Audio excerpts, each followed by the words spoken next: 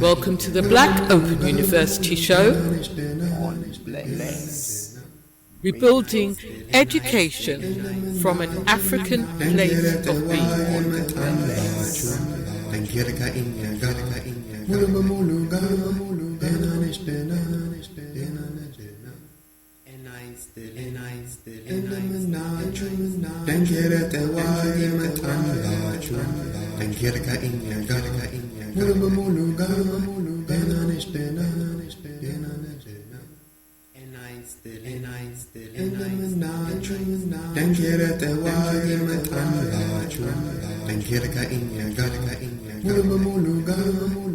Welcome to the Black Open University Show. Rebuilding education from an African place of being.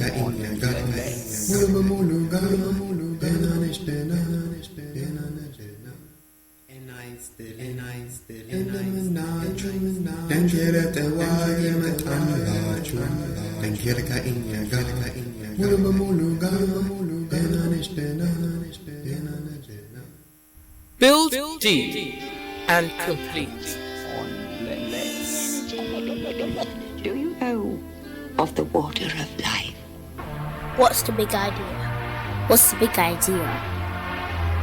Original again, start from the heart. Not too indeed. I see, I freeze. Mathematics, matrix, institutes, patterns.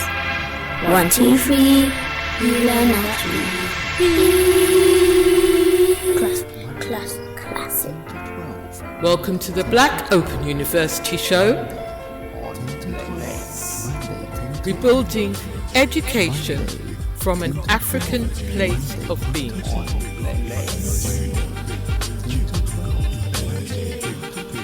Welcome to the Black Open University Show. Building education from an African place of being.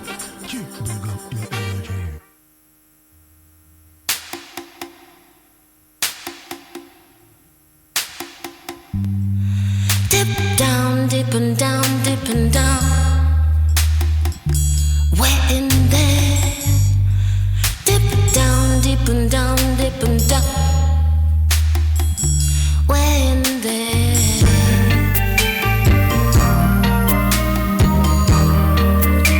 Inside of who you are.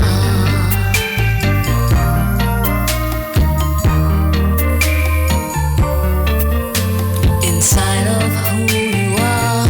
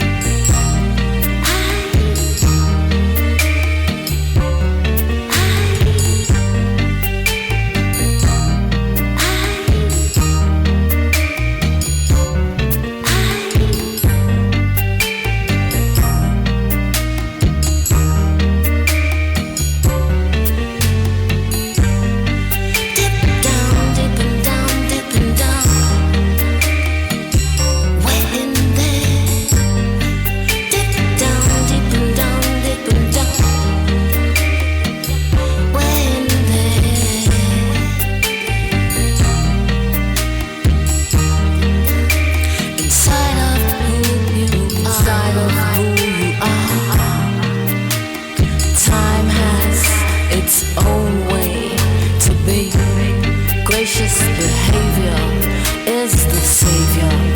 It seems to be inside of who you are. The sky is like a storybook with sand in your eyes. See the light, come see sunrise inside of who you are.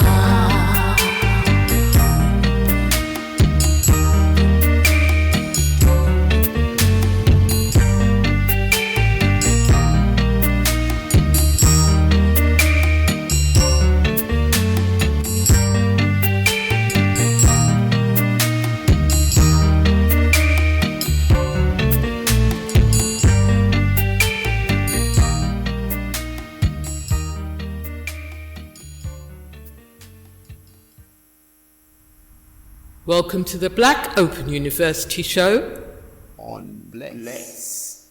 Rebuilding education from an African place of being. On Bless Radio. Yes, family. Hashima. This is Astamari Bartekun. Welcome to the Black Open University show. Obviously, you see, we've gone into some special flows in the studio, the one Omawali and special guest Chinyere and all other. What a surprise to come in the studio and see so many wonderful people, man, like Supreme. Yeah. We love that. First of all, let me give the salute, as we must. Exir Yimasagan Hashima Tawagi Asab. Creator be praised, respect the warrior idea. Welcome to the Black Open University show. This show is a different format to our normal format. I can say normal now because we're technically 8 shows in, practically 7 shows in. Some of you know what I mean by that. But anyway, we're several shows in now. We're in a flow, and I have a format for the shows. However, there was a special event, and it came to our centre, the Chestnut Community Centre, and a special one led the event, man like Dougie, who's another Bless Radio presenter. So, for that reason, and because I spent a lot of time listening carefully to what took place at this event, I would like to broadcast it. It's a podcast that we have put forward, and so we're going to broadcast the podcast here live on Bless Radio. The podcast for the event is Effective Parenting, organised by Brother Dougie of Find Your Voice Events and the Goodwin Lawson Foundation, which is a foundation set up to tackle issues of youth displacement in society, to the point where there is youth violence and disagreeable behaviour, to help restore that dynamic to health. The Goodwin Lawson Foundation has founded itself to do good works. They are engaging the community to find out what people feel, what people want to happen, and they're in a process. So this dynamic between Brother Dougie and his great skill at bringing people together, and this organisation, this charity, and also it seems some interest from Haringey Council. They organise this event, and so I'm podcasting the event. I'm streaming the event now. I've edited it, but it contains the key essence of what took place. I'd like to share it with you. In the next show, I'm going to analyse it carefully, because I believe that the people in the event were calling for analysis and clarity of way forward, and so I would like to share some thoughts on it. So you have the 7 cycles to reflect on this show and forward in your thoughts, and tune into the next show to hear my critique, my uplift, my build upon, my rise up to the ones doing great work, so we can really correct these issues. The show is a lengthy one. This podcast I'm going to play is a lengthy one, and so I need to jump pretty much straight into it, family. I will just say again, commending to the ones who have come before, especially to Brother Omawale, who is a fantastic scholar around Pan-African heritage. Man speaks fluidly and in depth on all manner of Pan-African detail.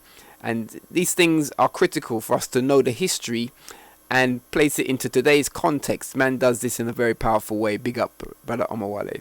Yes. Thank you for being and for creating a situation where I can see so many wonderful people in the studio. I can't believe I come in and see the beautiful Chinyere in the house. Hashima to you. We go back so far. It's incredible. The beginning of time. Okay, so we're going to roll straight in. I'm going to let the engineer assist because we're playing this from a different place where we don't normally play it from. So let the thing flow.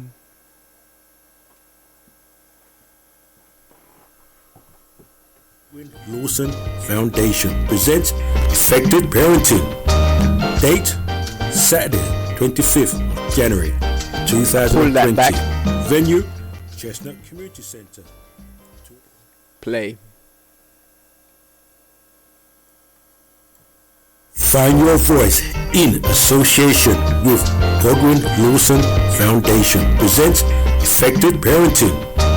Date Saturday, 25th January 2020. Venue Chestnut Community Center, 280 St. Anne's Road, N15 5BN. Time 3 p.m. to 6 p.m.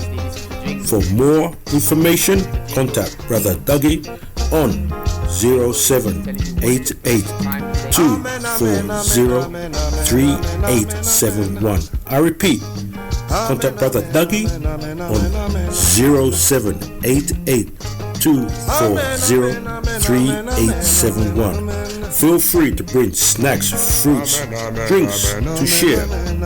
This is a free event. Effective parenting. Effective parenting.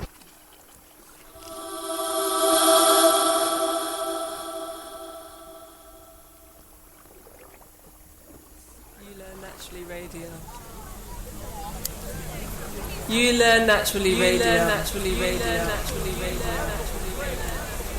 You are, I am, we are enough, and together we learn naturally, together we grow naturally, and we start building like chlorophyll does in plants, and we fuse and we infuse and we keep developing, and we take the nurture from the waters and from the rays of the sun, and we keep growing. Yes. You learn naturally radio. Yes. You learn naturally radio. You learn naturally radio. You learn naturally radio.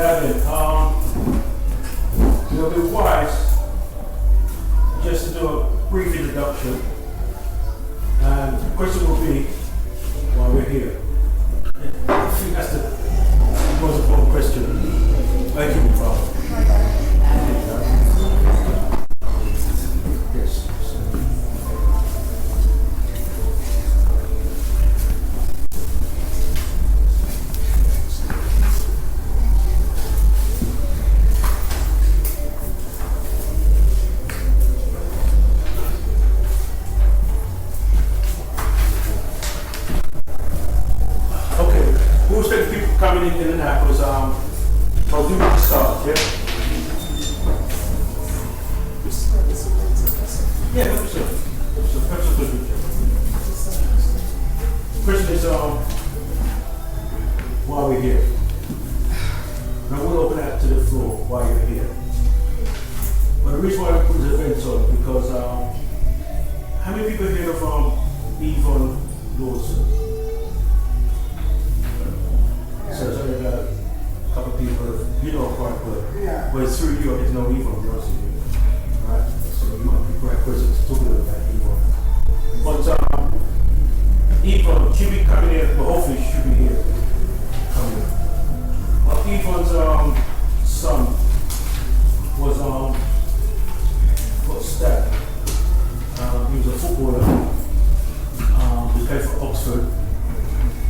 And he came down for the weekend, his graduates and friends there. And there was some confusion on the road. And he tried to park the fight. But I give him respect for some friends. And there was some alteration on the street. The guy was said to him, "What to do with you?" And stabbed him. Stabbed about 5 or 6 times. From the state,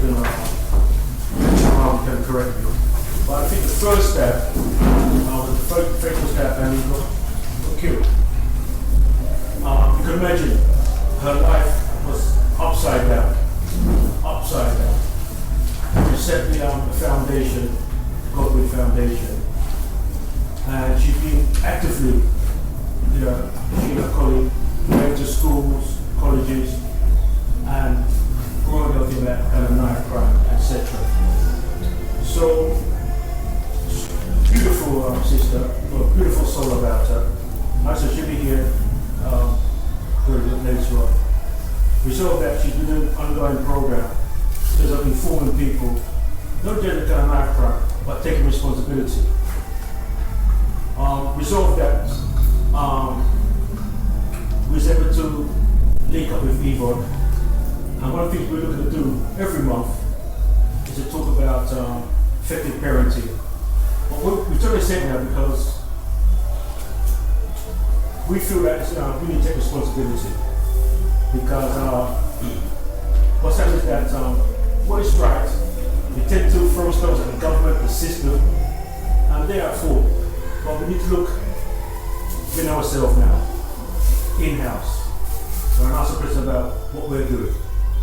Because if we're honest, I remember my friend said to me, Dougie, if you look in the mirror, you're not truthful to yourself, you're a fraud, you're an imposter. So, the reason why we're here really is to have an honest conversation about parenting, whole thing about discipline, and how we can move forward, because me and Ed was talking, there's so much meetings, talk about knife crime, and there should be, discussions, but there's no really concrete solutions. Yeah? Well, I would say there are some solutions, but sometimes we say, no, not talking. Right? What's important? But we need to focus more how we move forward. Now then, I'm going to make it quite clear, I don't have the answer. I don't believe that one individual has the answer. But I think that collectively, we can come with the, yes sir, we can come with the answers. Yeah? So, Mr. Rowe, can you sit down? Yeah. Not really, sit down. No, sit down. Sit down. So, I don't believe that I have the answer. I don't believe that one individual has the answer. But that collectively, we have the answers. And what we're finding, this is the third one that's so far. And the people who come here are doing some serious things in the community. And one thing we want to do is network with people. In fact, you come at the right time. Because people like Cass, I don't know if people know about Cass, he has Manhood Academy, and his folks around helping young boys become responsible young men. Yeah, responsible young men and young girls, women as well. But he's part of the panel as well. So what I want to do before we go into the panel, right? There are two things we've got to do, right? I'm going to remind you to introduce yourself while you're here. No more than 2 minutes, please. We might have to stop you. Then our teacher will do a small libation, no more than 5-6 minutes, just to anchor herself. You know? And then what I do, I'll introduce the panel. Yeah? And what I do, just for reference. Sorry.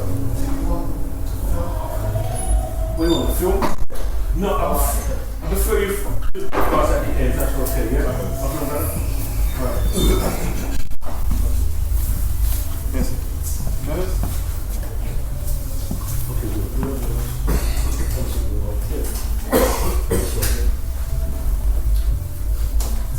Okay, so what I do is start with Tamara, who is one of my closest friends, right? You know, can't move. In fact, we need to big up Tamara, but Tamara is responsible for 50% of the stuff we have here, right? So, more than 50%, 6%. So keep him up, give him a good clap. All right then.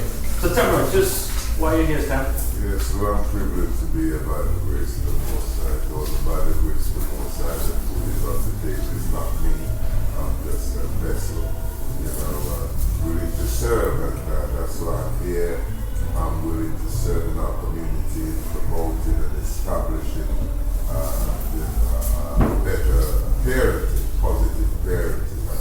There's a great lack of it, you know, positive parenting in the community, and it's something that needs to be addressed, and a lot of support, and a lot of unity is needed. And I have a foundation called the F.Y.V.E Foundation, which is involved in scaring the community away from drug and alcohol addiction, violence, and crime. And parenting ties up very centrally into all that sort of thing. So I'm here just to progress in that.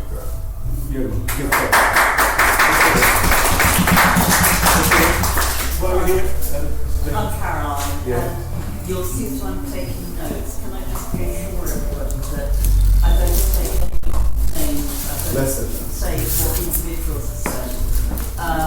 There's a whole series of meetings going on, and both Godwin Lawson Foundation and the Council want to know what the issues are that are concerning people.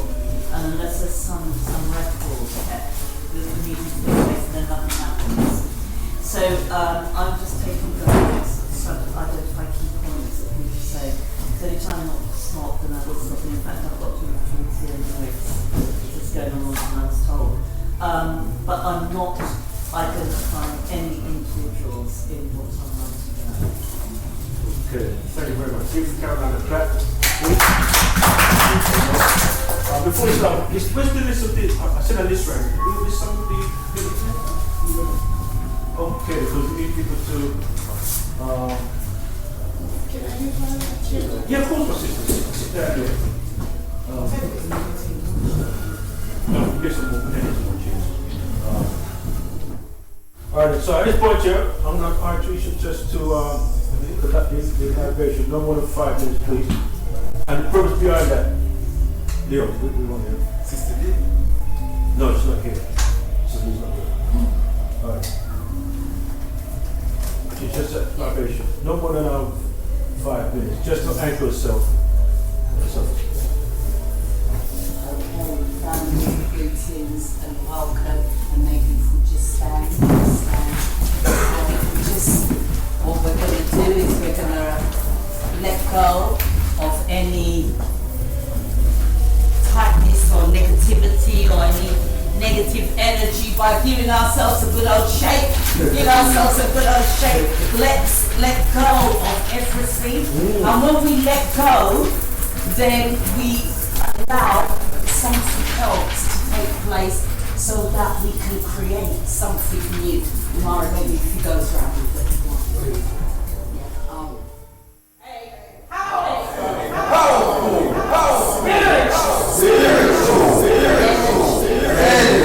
Energy.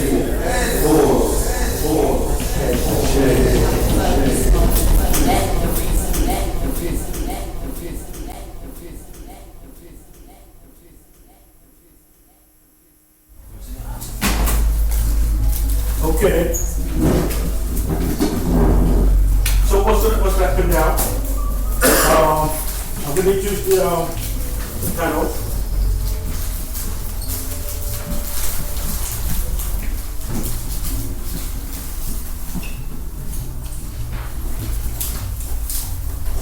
And one thing we'll be discussing as part of the agenda is culture, discipline, and family. See? No, what I want to do, because the panel we have here is people I know very well, work with them, people I trust in my life. And the first person to speak will be no more than 5-6 minutes. That'll be Sister Margaret. And the chaps that I know Margaret, I know through, yeah, that's right, at the event there. I was just saying when you were there for the talk. But you know something, right? If you hear Margaret's story, if you don't cry, she's not human. Seriously. Because her son was literally captured by these gangs and so forth. And she went in despair. She cried, she prayed, she was getting off her head, no mind me saying. Right? But you know, God has a door for everybody. He got have a plan. And he's testing all the time. You know? So and I thought it was very important for Margaret to be part of this because, as I said, your mess has become your message. You know? Gloria, do you want to hear from Margaret? Yes. What up? You want to hear from Margaret? Yes. Come on, give her that.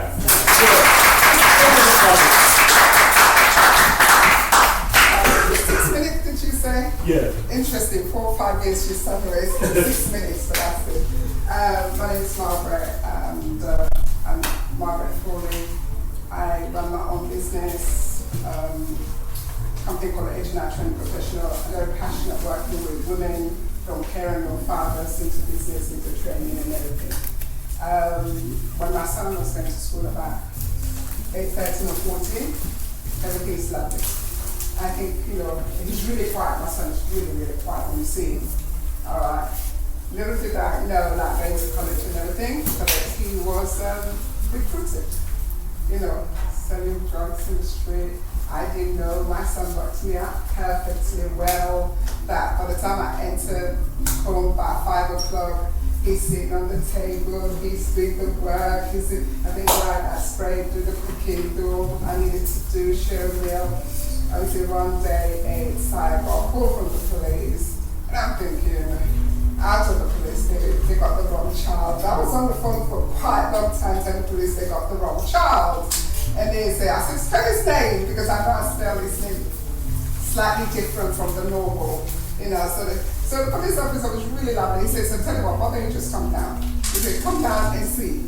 And if it's the wrong child, then you can go. So I came down, and behold, there was marks in the cell and everything. The police officers were really nice because they can see I was really quiet at the time.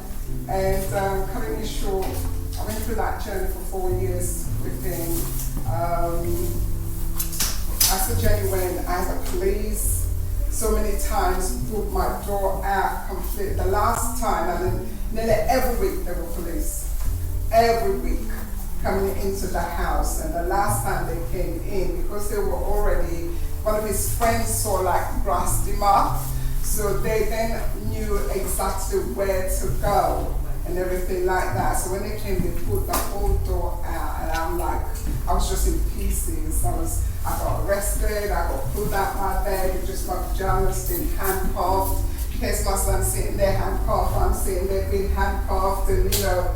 And prayers are very, very powerful, because throughout that time, all I was doing was really praying my son through the whole journey. But what I learned really that worked for me at the time is that I had to change the way I was parenting him. It was so important that I changed the way I listened to him. And the reason being is I realized he's already hurting. Because I think our children out there, they're already hurting. And I feel he's already hurting. and he's in a confused state, not quite sure. So what I then put in place is that running your own business was really difficult because I'm the sole breadwinner. So what I then made sure that I do at 3 o'clock, no matter what, I'm home.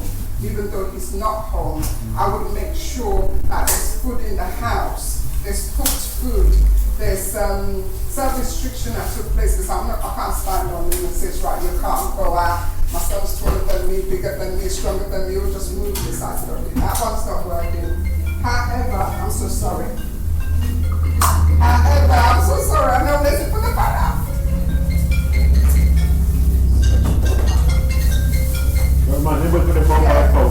However, what I then do, I make sure no matter what there's food in the house, I make sure no matter what there's light, gas, everything is warm. If he comes at 2 o'clock, I thank God that he's home.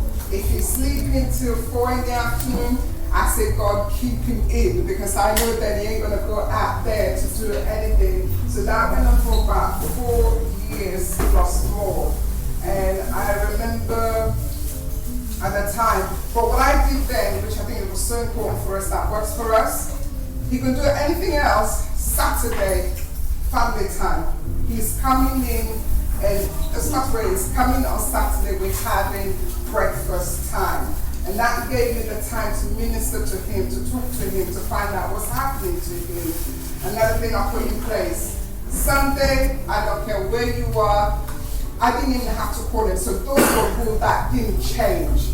So Sunday he's home, whether he sit on the table, eat with us, he didn't eat with us, he was in on a Sunday. And those 2 days that I'm home, I was able to minister to him, talking to him, and making sure I listen. And most of the things that I didn't put in that judgmental over him, that guilt over him, even though I was going through where I've been pulled down my bed with just my pajamas, can't go to the toilet because they feel I was carrying the drugs and all kinds of stuff. And I was so mad that one of the police officers says, look, when you come in, we're the parent, we need respect. Doesn't mean I'm a criminal like my son or what he's doing, but I'm a parent and I need that respect and everything. And the last thing that really got my son out, for me, the work that I do, I went somewhere, the statistics said that 16% of our children are afraid of going home. And I didn't want that to be for my son. I want the home to be as comfortable as I could make it for him, no matter what he was doing. Home has to be comfortable and warm. And I did that. And I remember the last thing the police did when they came out. I mean, when they literally put out the front door, completely come out, I was just in fits. That was it. I didn't know what to do. I didn't know where to go. And I remember just praying. And one of the police officers, I was just in there praying. They were doing all sorts of things. And the police officer really came to me and says, how come you're so quiet? I said, I'm praying. He said, why are you praying? I said, also, I'm praying for you. And he just went and left me and sat down. And they just left me alone. And then after that, that happened on a Thursday. On a Saturday, my son came in, which he never done for a long time. Came and sit on knock on my door. I said, come in. Came and sat in my bedroom, and this was his own words. You know what, Mom? All those petty criminal stuff, they're not working. I'm going to stop. And that was it. But then my biggest worry was, he's stopping all that, what do I put in place? You know, what do I put in place? I know for me, how I look at the young black men there or any of them there, for me, I look to my son, if you can sell out there, you're a businessman. If you could get a customers from nowhere, you've got customer skills. If you can go, you can buy products and that. So what I then do is transfer those skills into business for him.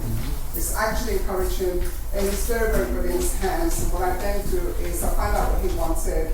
He repaired bicycles all the way back when he was really young. They say he was really good with his hands. So what I then do, like this time now he's about 16, so what I then do, those skills he had, I asked him, what you want to do? He said, repair bikes.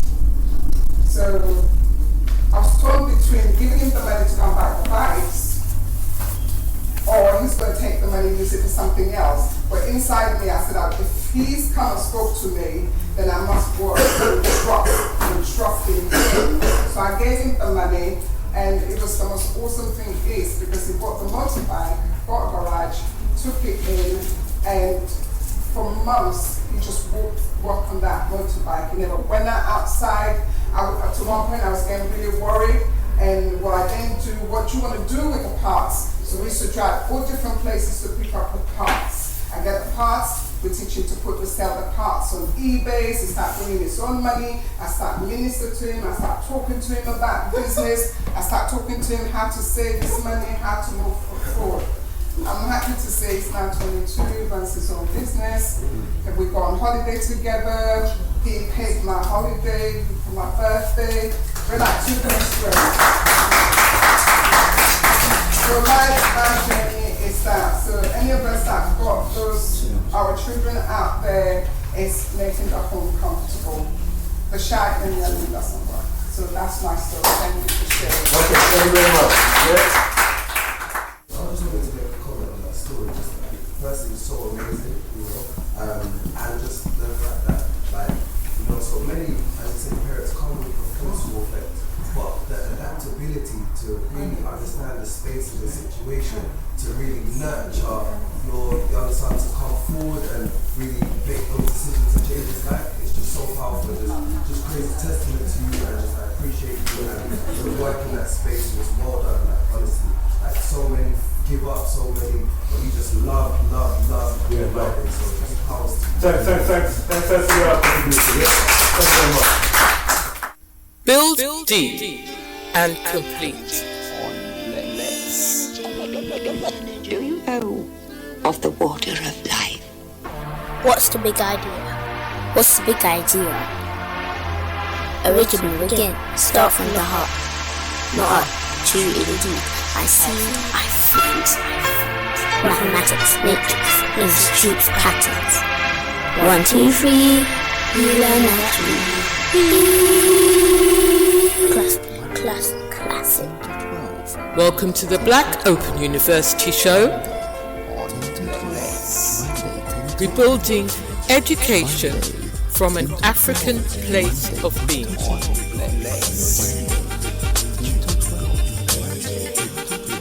Welcome to the Black Open University Show. Building education from an African place of being. Okay. Okay. So this is my good friend, man. My good friend. Yeah, man. Yeah, that's it. I know a lot of people in this space as well, which is good. And this sister here is a very good teacher. She got that. I didn't know she was a teacher. She's not just a teacher, she's a very good teacher. She forgot that.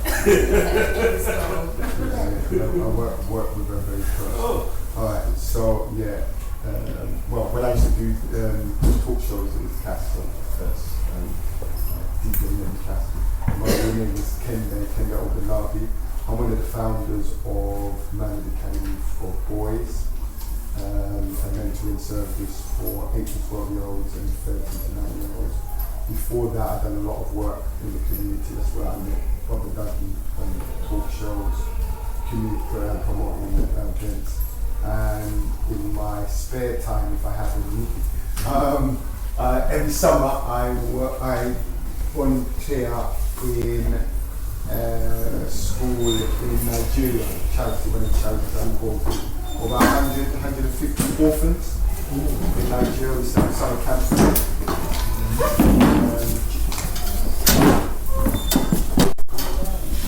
I work in schools as a mentor. I've been working in schools for the last 25 years.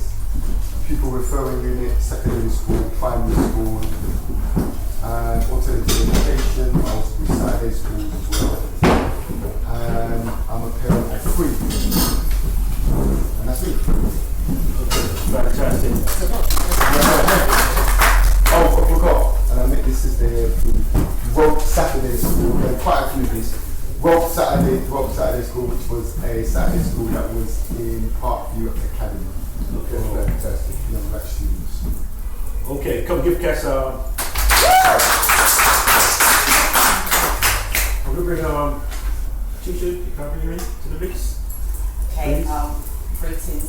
My name is Trisha. I'm a creative life coach and a Tai Chi and meditation instructor. I'm also an activist of over 30 years in the community, working in the private and voluntary sector. And today, for me, I want to look at my part of mixing in the pot is in terms of well-being. I'm part of the movement for well-being with F.Y.V.E and Black People Giving. And that we have to look at what is well-being in our community today and how do we address it.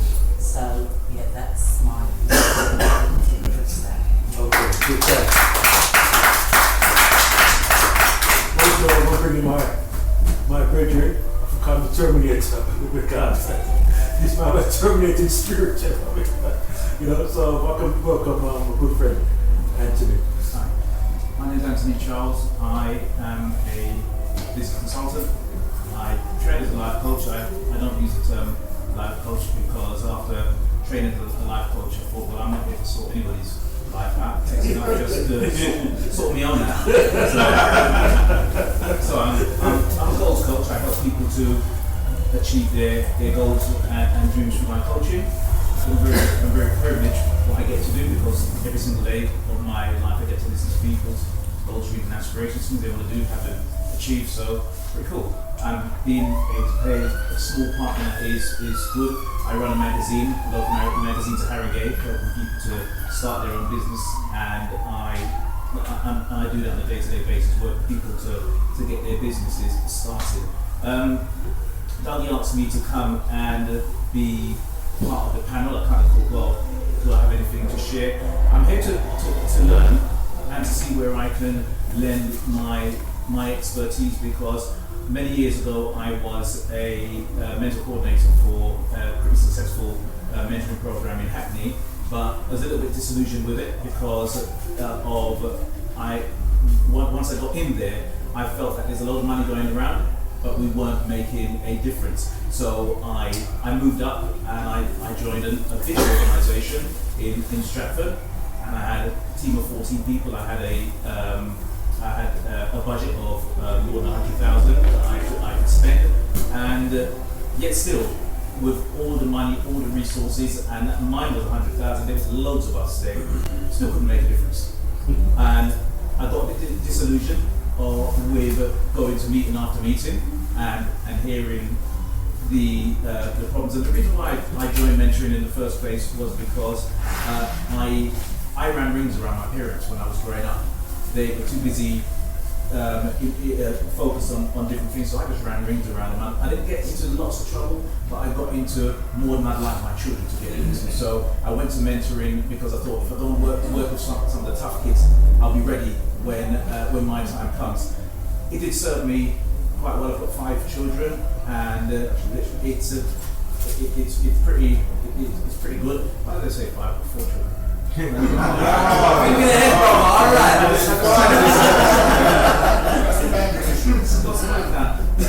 Something I don't know. No, I've got 4 children, and I don't have any personal horror stories. My eldest is 27, and youngest is 2. I'm a grandfather as well, and I guess one of my main achievements was building a family. But when my eldest, who was from a separate relationship, when we broke up, because of our stupidity as adults, we caused a lot of problems in that child's life.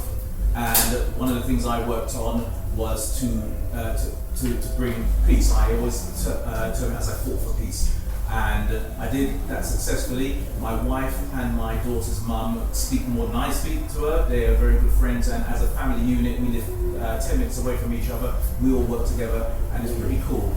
Last thing I'll say is, on the downside, I have in my wider family, there is a lot of madness that I hope I can get some answers to today. My grandnephew, Rasan Charles, was killed in Dalston, strangled by a police officer. Some of you may have seen the video.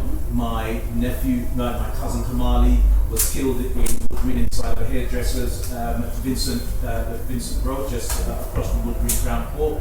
My other cousin murdered off of Church Street in Stoke Newington a number of years ago, and the list goes on and on. There's more tragedies. So even though I don't have anything personally on my wider family, there is problems, and I'm here today. If I can share some thoughts and ideas, great, but I'd like to hear some solutions and see where I can lend some help to something that's already working and help it to be better. Give that. Okay, I want to leave even to last. The reason why, because I want to lead on something like this, but I want to get Jams into the mix. A new introduction to Jammers and the other thing about the parenting and stuff. Don't want to sort of form this. Yeah, thank you for having me here. Really, I specialise in language, really, words etymology. I'm developing a system as well for our young ones, because I've realised that the language system is what's holding our youngsters back. We're learning a lower level of language, and when our youngsters go for an interview, the first 7 words that they say, they judge. So if they're judging the interview, they're judged as they go to school, they're judged on the street. So the higher level of learning, they learn trivium, which is the art of being free, and our communication, what we learn in the English system is just basic for just to perform the task. So that's what I've come to sort of put out my expertise, plus listen to hear what you've got to say, because I'm developing a system of English so our youngsters can advance.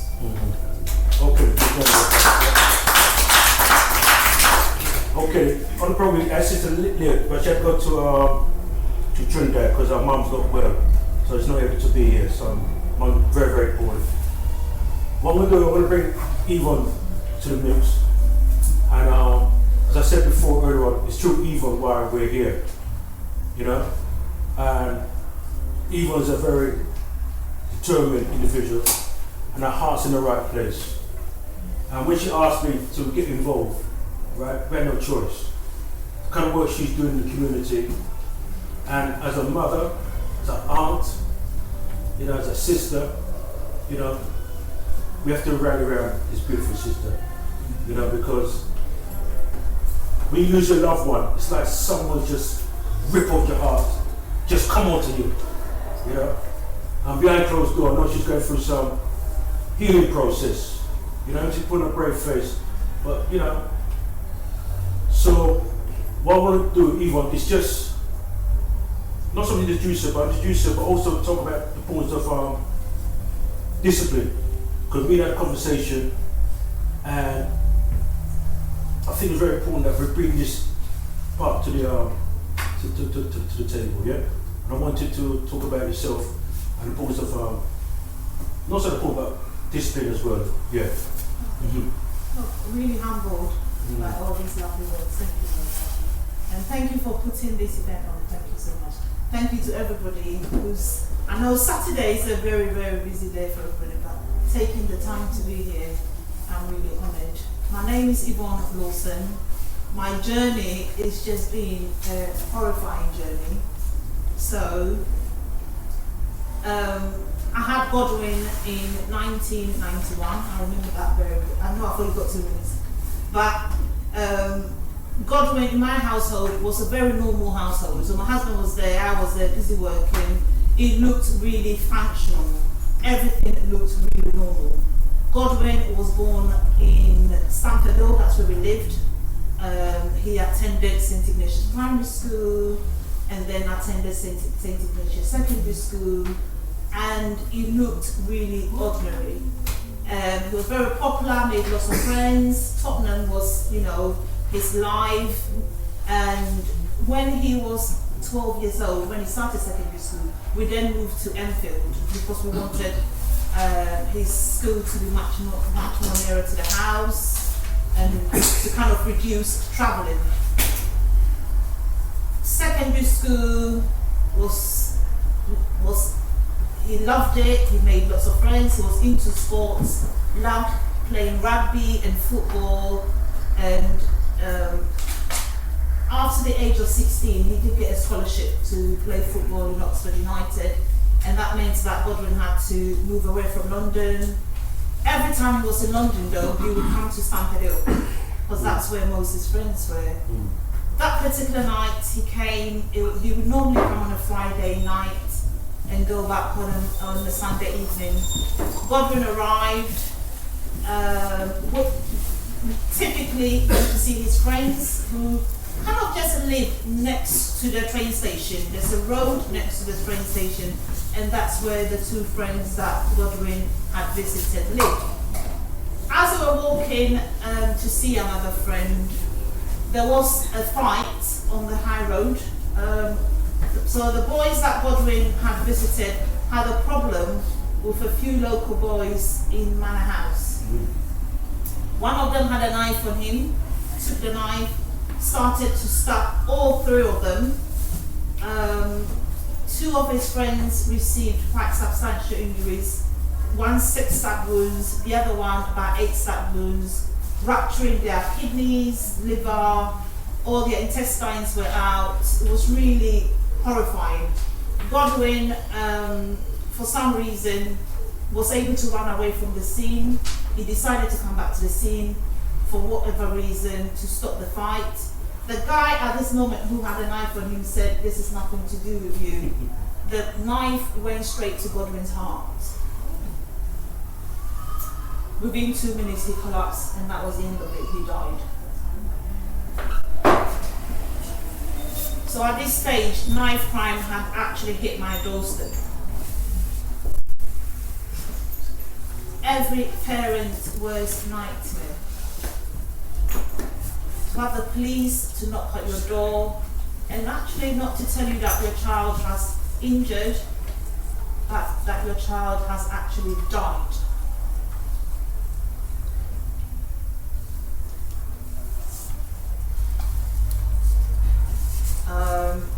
I went through lots and lots of stages. I wouldn't get time to go through all. But one thing I can say is having a good faith and having a belief really sustained us. I think the love that the community showed was overwhelming, and I think as a community, I don't think we have to wait until we lose somebody to always show that love. I think we need to show that love continuously to each other, and I think we need to express that love and support, and not when someone loses somebody. So I think having that support and having that love sustained the family and kept us. I was then determined to do something in Godwin's memory, so that's why Lawson Foundation came. Initially it was just working with young people, because I thought we needed to work with young people the most, because I kept asking Godwin's teachers, Godwin's friends, how could this death have been prevented? What could we have done to prevent this death? And the more we spoke to people, the more I knew that we could have done a lot to prevent Godwin's death. So we work with young people that are at risk of, losing their lives or being a perpetrator. And that wasn't enough. We've done that for the last 7 years. And as we all know, the problem is just escalating every single day. We are losing young lives.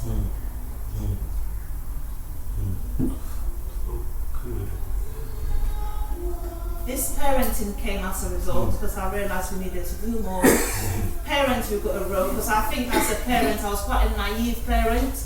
I think I was so engrossed with work and everything else, and I thought everything looked normal.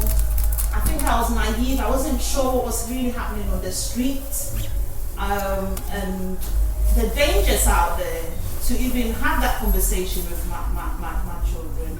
So I think parents, we've got a role to play.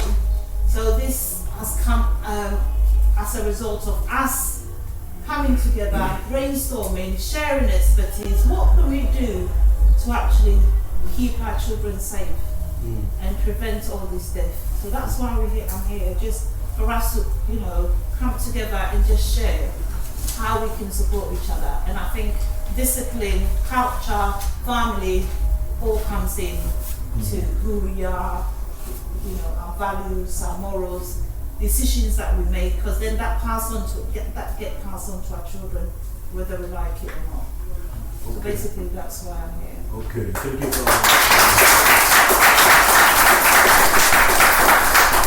So this kind of lead quite neatly now, because as you said, Yvonne, that she was quite naive.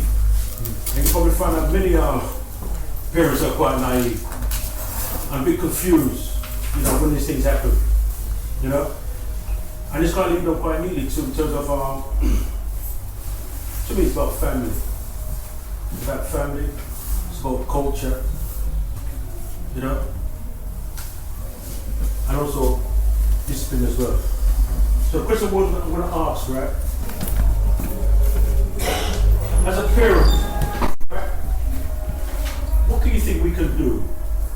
And I just want to open up as a further discussion, because as Yvonne said that, she's a bit confused, lost. And that's why you need to see the value of organisation, because yourself, all my life I've been through, been involved in organisation. And the father said, especially through organisation, you can solve your problem, right? And that's why you need to see the value of organisations, groups come together. See, I want to throw it out,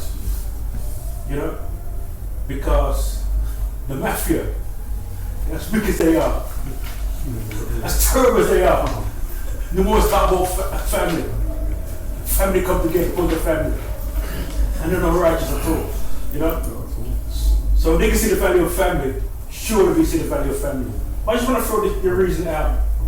Yeah, just come through. Right. So first thing we need to say in this space is if we're going to be talking honestly. Because if we're going to talk about discipline and some of our children and how they are not disciplined at the moment, we need to see if we're going to talk honestly about it. This morning I was doing a parent session at Man Academy, and that's how I started off before we got into whatever we was talking about, which was actually about discipline. The session was on discipline. I said to the parents, it was packed room, I said to the parents, are we going to talk honestly? Because if we're not going to talk honestly, it's best we go home. Our children are dying on the street. My godson died because of this senseless violence last year. My little cousin is mixed up in all sorts of foolishness. He's doing 7 years for all sorts of madness. But we have to know if we're going to talk honesty first.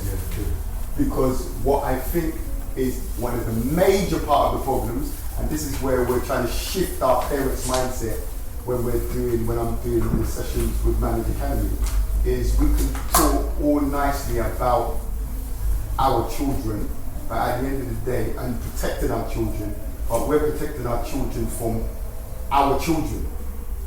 That's one of the number one things we're doing. We're protecting them from other children, We're not protecting them from the police anymore, we're protecting them from other children. And it's because we as a community, that's why I like the fact it's an organisation, a community, over the years, and this is what happened to my little cousin, because my cousin took her eye off the ball, because she was so caught up in work. So when he comes home, there's nobody there. So he's on the road. His dad's in America, he's there, he's on the road. So by the time the mum gets back, he's done all this foolishness and hide everything. So what we've got to do, and I said it last time we come here, we've got to be 21st century parents for our 21st century children. We can't just tell them like our parents used to say to us, just when our parents used to say to us when they used to go to work, I'm going to work, shut the door, and don't answer the door to nobody. That's what happened to us. But our 21st century children are not doing that. And we have created them. So part of the issue is our issue. So we can talk about society, system and things like that. And when we talk about society, system and all the things and the energy, things like that, we should know that the energy was bad from when our parents came here. We should have studied our parents being here. So we should have enough tools now to actually state that. And one of the last thing I would say is there's family and there's family. So you've got blood family and you've got family. And we have to adopt our family when our blood family might not be there.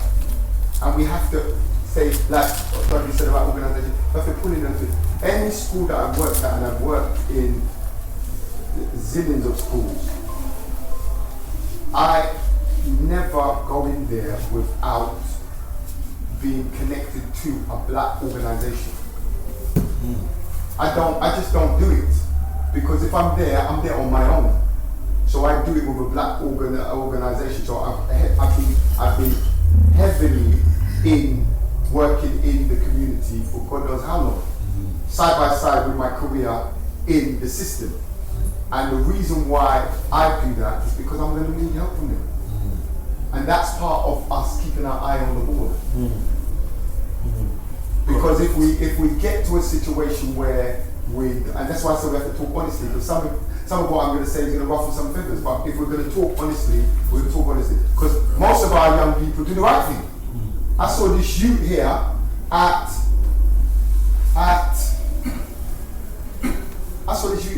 Chances, and I didn't know this young person. Nobody knows this young person. And this young person here, this young man right here, was asked a question, and when he spoke, people were just looking like, who's that? But that's how most of our young people are. However, those young people that are doing the work are actually the minority, but it's hurting us because we're a minority in England.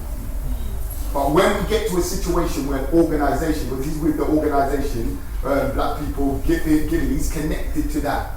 We can't have this situation, go to organisation, when our situation is solved, if it ever solved, then move away from that organisation. We have to be there with them all the time. So nobody should leave here today without saying they're going to connect with somebody somewhere to have that some support. Because it's not really just about me and my family. My family is good, but I'm wondering about my neighbour's family. Yeah. So I need to be concerned about everybody. Because I live in the world with everybody, not just me in isolation. And the black community, as bad as it seems, has been living in isolation for far too long. Yes. So we're concerned about ourselves. Yes. I'm good. I'm nice. Yes. I've been asked many times, because I moved from one position to another position, I've been asked many times, why do I still come to events like this? Do you understand? Because I can disconnect to myself anytime I want, because I'm getting paid enough. I've got my not 2 houses, I've got my, why do I need to come? But what I'm trying to say, I came from this organisation. So that's where, so we need to look after our people within the guise of the umbrella of black organisation, and there's plenty of them. But unless we're going to be talking honestly about what the issues that we have and the fact that we've been disconnected from our youth, that's why there's a bit of a gap. And we, even though I don't believe in the Willie Lynch theory, but the Willie Lynch mindset has created that, then we're going to be here, like the sister said again, tomorrow. My godson's case is going on at the moment. And I've had to speak to, it was a difficult conversation I had to have with my godson's mother about when she took her eye off the board. Okay, what we want to do, because I think we want to jump in.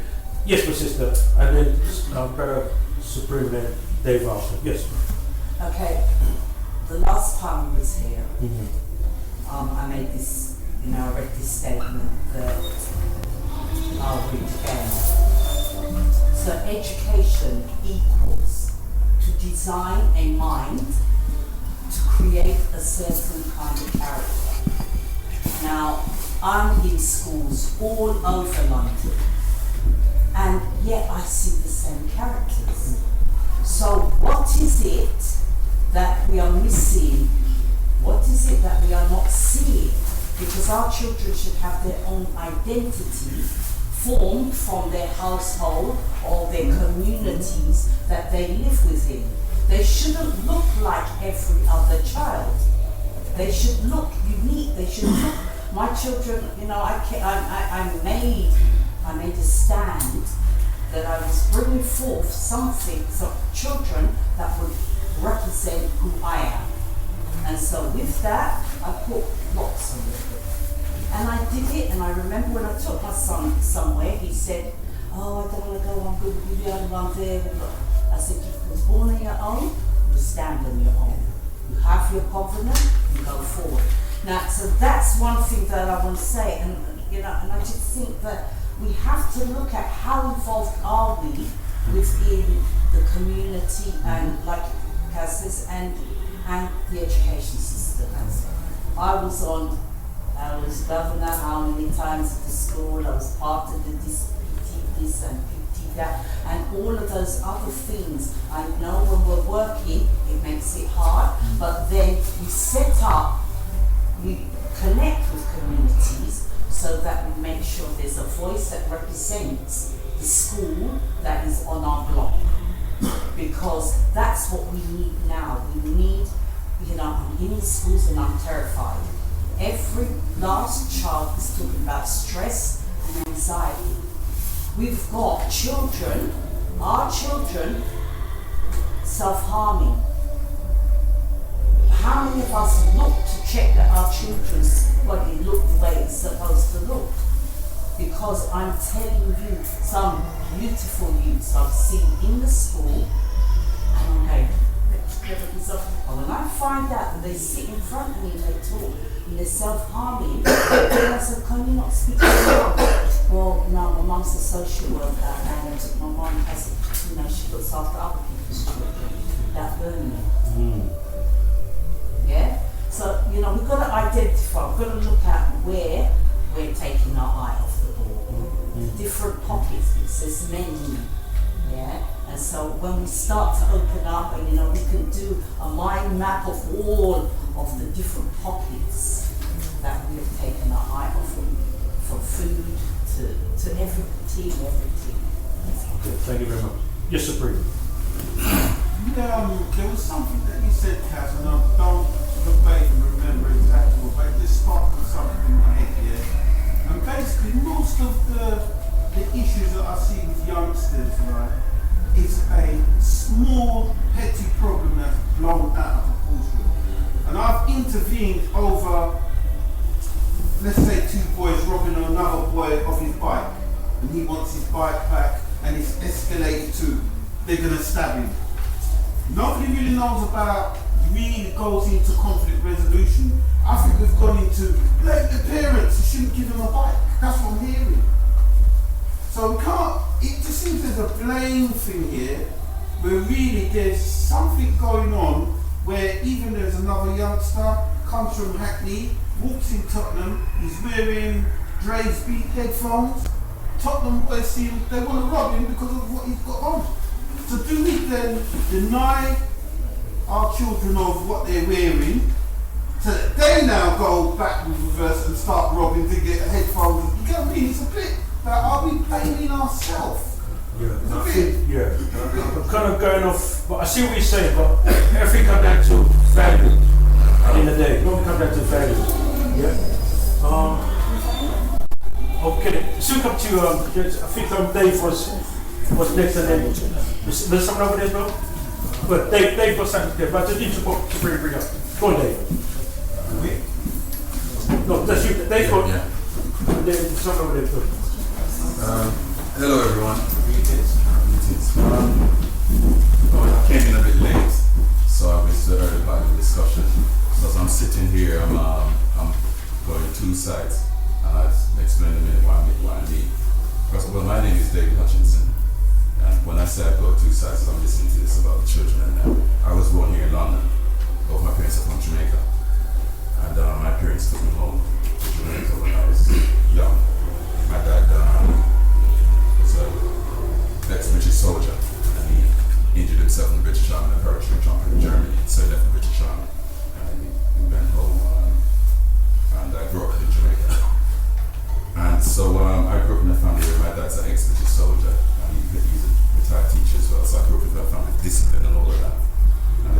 high school in Jamaica. My grandmother was here from the 1950s, sent back from there. I came back to England. And then when I came back here, I went on to study and all that. And for the first few years when I came back, I compared myself to my peer age group at the time. And though I was at the same age group with like them, I had a different mindset because I grew up in a different world. And I can compare and contrast discipline from the Caribbean to here in England. And in some ways, in the British context, a lot of parents have kind of missed the boat because unfortunately, some of them weren't really prepared to be parents in a lot of ways. It happens in the Caribbean as well. Because in the Caribbean, you have discipline breaking down to Americanization and all of that influences. That's another thing. But here in the UK, what's happening right now for the youngsters and all of that? The youngsters are confused because the elders are also confused, more confused than them. And I say one critical point, if we as a group, community group, think that the police is going to come in to solve our problem, you're making a sad mistake. We have to police our children, just like how the Jews do, That's right. and the Italians and the Turkish and whoever, or Somalians and whoever. We have to take responsibility. Here in the UK, I've worked in local authority, central government, I've done children and youth work, I'm also a writer. So I'm looking at things from all different perspectives. Well said. We have to take the responsibility for our children. Okay. Dave, you have to continue? I thought Dave, Well, just quickly. Okay. Talk about, the values. To be honest, you touched the point.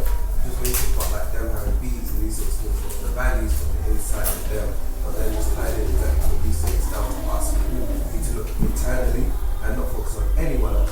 Not even, we can look at organizations, but then also just individually. Everyone needs to, it's this collective responsibility of banding together and, like parenting them all essentially, but yeah, that's just. Okay, thank you very much. Yes, Ben. To bounce off of what Brother David was just saying there, like, if you've got an ideology, it executes itself through your culture. And your culture is what we all do when we're not in the room together, that we're working towards to create a good with what we're trying to do. And I feel like that's, when we're talking about that value system there, that's something that's created in the culture. But what I wanted to say before that was when the sister was speaking about trying to create her children as individuals. And I felt, me personally, I was quite a successful young kid. I actually done really well. I remember I did Kumon, so I was doing my maths books before everybody else in school. I had time to socialise then. I learned how to be witty and charming. At the same time, I was in a musical as a child, so I'd leave school to go and make money, come back and still be better than everyone in the class. I grew up in Enfield though, where I was a minority. I'm not even a real minority. And there used to be a little boy that played out in the bins all the time. I said, look, you're not like them, you're different, it's not what we're doing, you're cool, yeah. But when I got to secondary school, the path of manhood now started to become open to me. And I thought, how am I going to be a successful young man? My dad used to go to work every day, come home broke every day. Why do I want to be like that man? He worked so hard, he's got nothing. And I turned on the TV and I saw this man. And he said he's going to get rich or die trying. I said, wow, I want to be like that man. And I see a next man stand up with only patrols, man said to me, yeah man, he's got hoes in every area code. I said, man, I need to be like Ludacris, man. These guys are successful black males. And then I took steps in order to make myself a successful black male. On the contrary to what my mother put in programmed in me. On the contrary of what my father was doing. Do you understand what I'm saying? I was never sure. No one gave me message to the people by Marcus Garvey. No one told me, you've got a responsibility to your community higher than what these people are doing damaging your community. You've got so many skills that you can add value that will love you for what you can do. That wasn't shown to me. So I thought I have to now go and do what I have to do to go and be successful. Yeah. So sometimes that means, if we're all singing the same song, talking about, I stabbed up this man, well guess what? I'm better than you man, isn't it? So I'm gonna stab up 10 man, if you man can stab up 5. Yeah? Then you see that mentality there? That's learning how to be successful. We've got some successful children, They've got terrible aims. And it's hurting them bad. Because to get to the level of success, the sacrifices that you have to make to be successful, it kills you. No one's successful. There is no golden pot. No one really gets the fancy chains in the music videos. But that's what we're all working for. You know what I'm saying? And because it's a culture, what I will say is that there's a lot of good parents in this room. There's a lot of good parents outside of this room. But the culture means that sometimes you creating an anomaly means that they're the other, the other, or the ops as they say now, the opposition, yeah? So that child is not involved, so easy pickings. Yeah. You know? The child that doesn't want to fight leaves school with a bloody nose. We all know that. You have to stand up. Listen, I'm not trying to punch, let's don't start with it. You know, I tell you the truth, I've never been robbed before. Everybody around me has been robbed. Yeah, I'm everywhere. I'm from Enfield. But I let people know if you're gonna rob me, it's gonna be hard work. You're gonna really earn this handset that you're gonna earn it. Yeah, and it just worked out in my favour that way. And guess what? When the ante's up now, when the 15-year-olds have got firearms now, what would I have done if I was 15 today? Yeah. So that was my. Give time to be honest with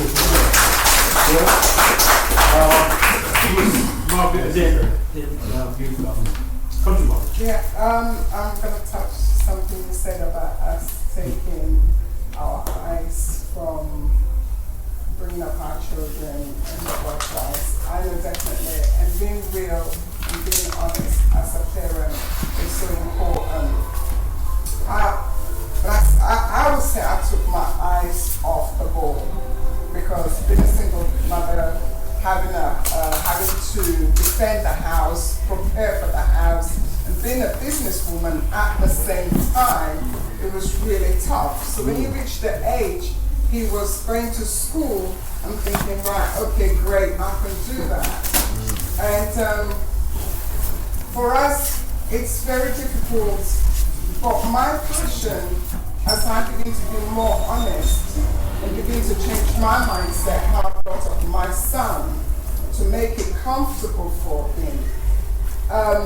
We're looking at we did a pilot scheme where Yvonne spoke.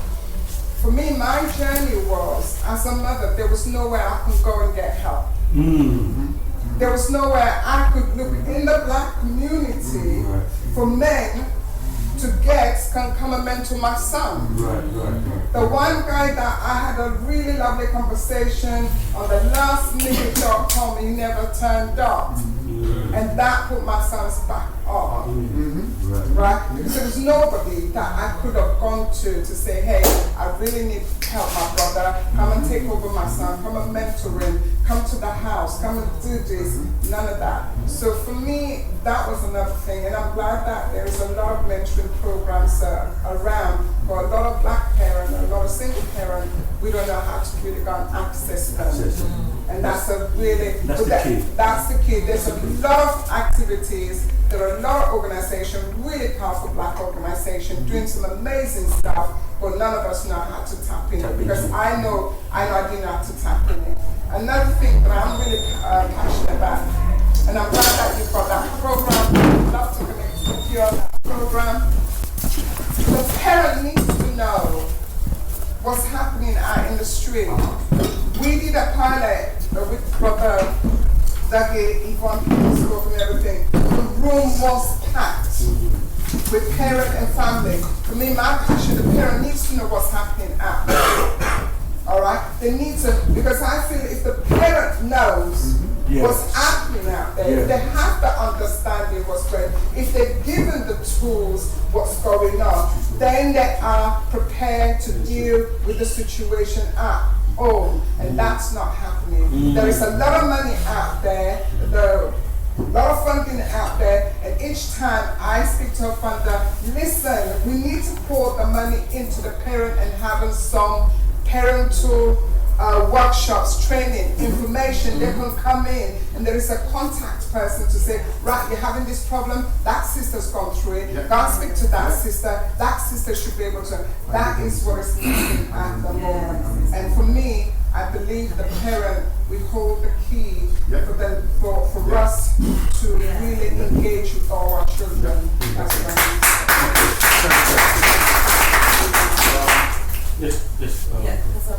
You mentioned about values, and I think we've lost sight of our values and our culture. Because I think parents in particular, is what we're chasing, because people are so influenced by social media these days. they're chasing that 50-inch screen TV, the latest trainers, making sure their house is very pretty, but their children are probably eating £1 chicken and chips. You see? So this is a real issue that we are not passing on to our children, our values, our culture, making sure they know who they are. When they have a history class at school, then we basically tell them what the real history is. Because, you know, in this country, when they teach history in school, they start from medieval times. Because before then, they did not feature in history. We are the history. You know, we are the original people. But how many of us are passing that information on to our children?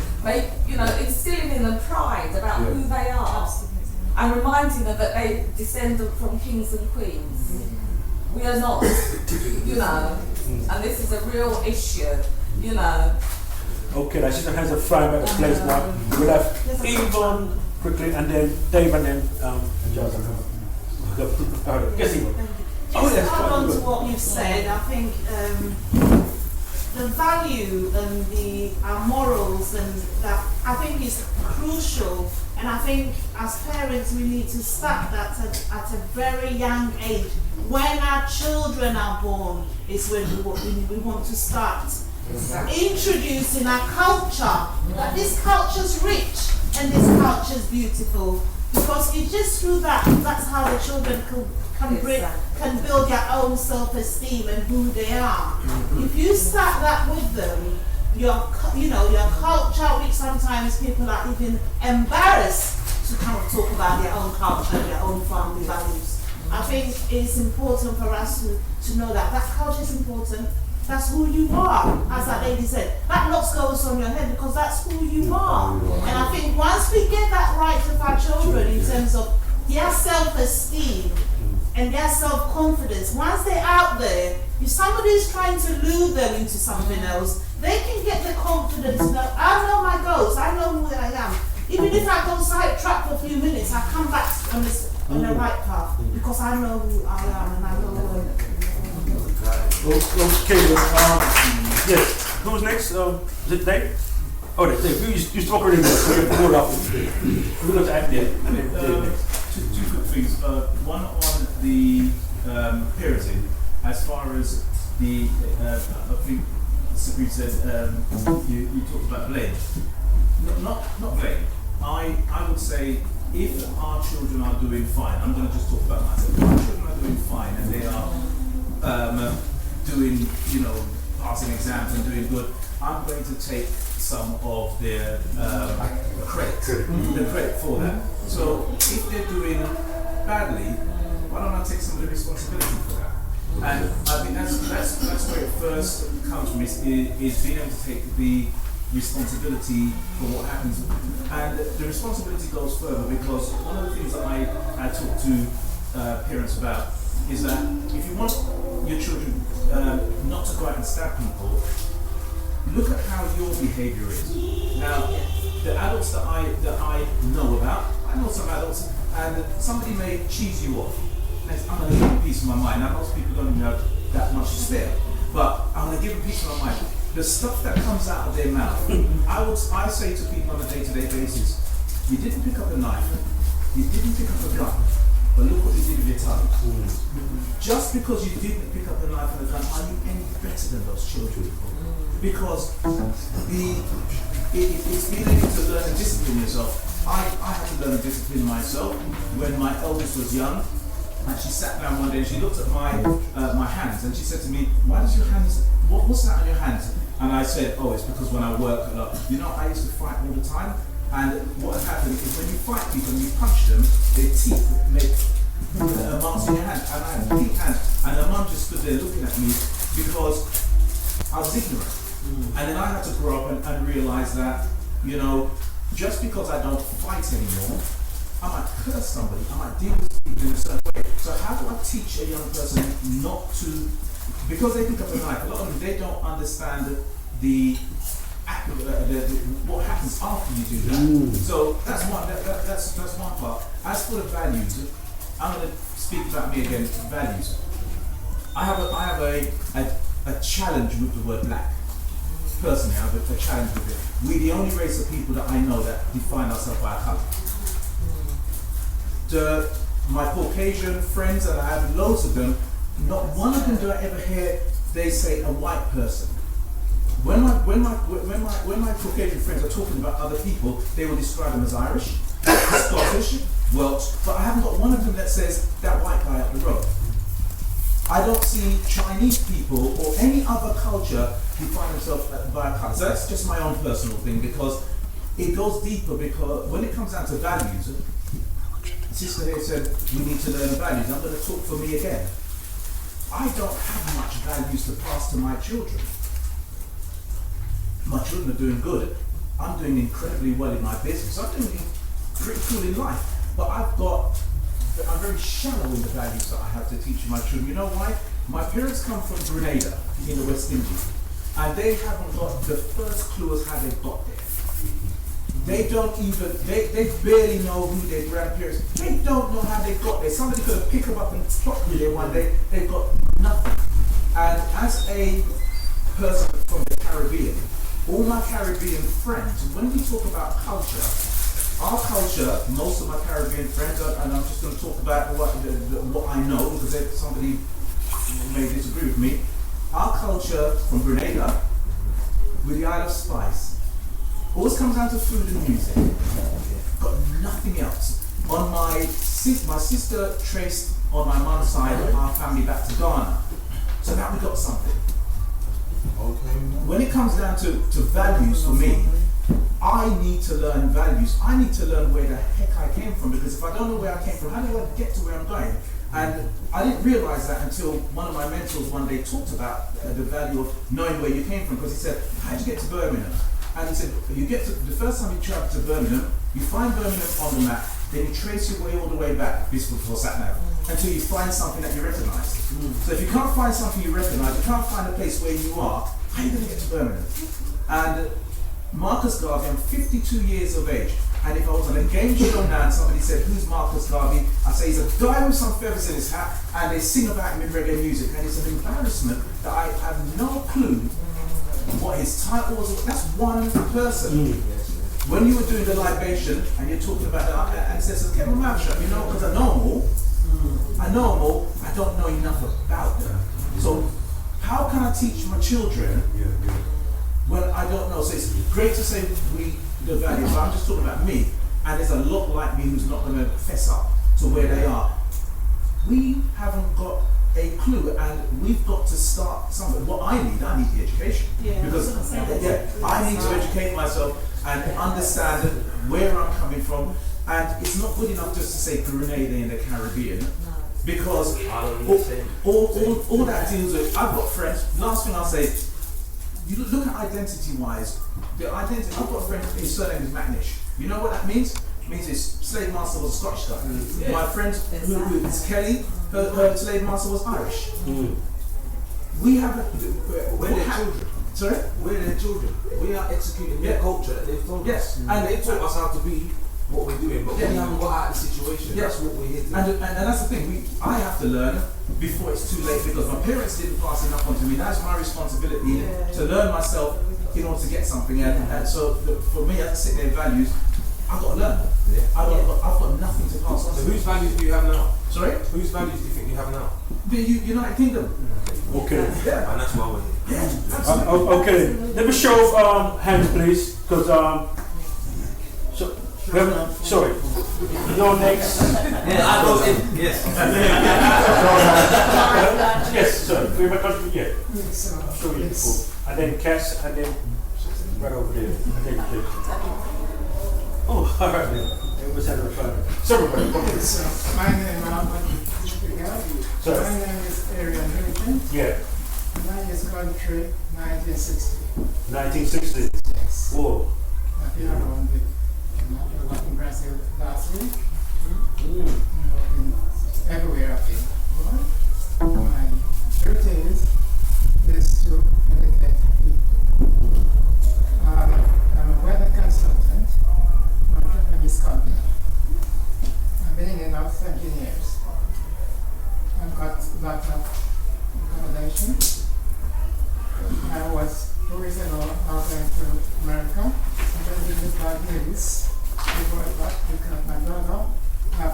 cancer. I said, "There's no problem." I got there, I treated him.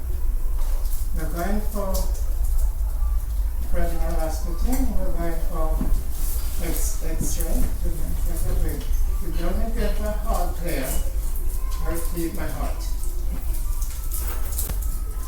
It came at about 98% cancer-free.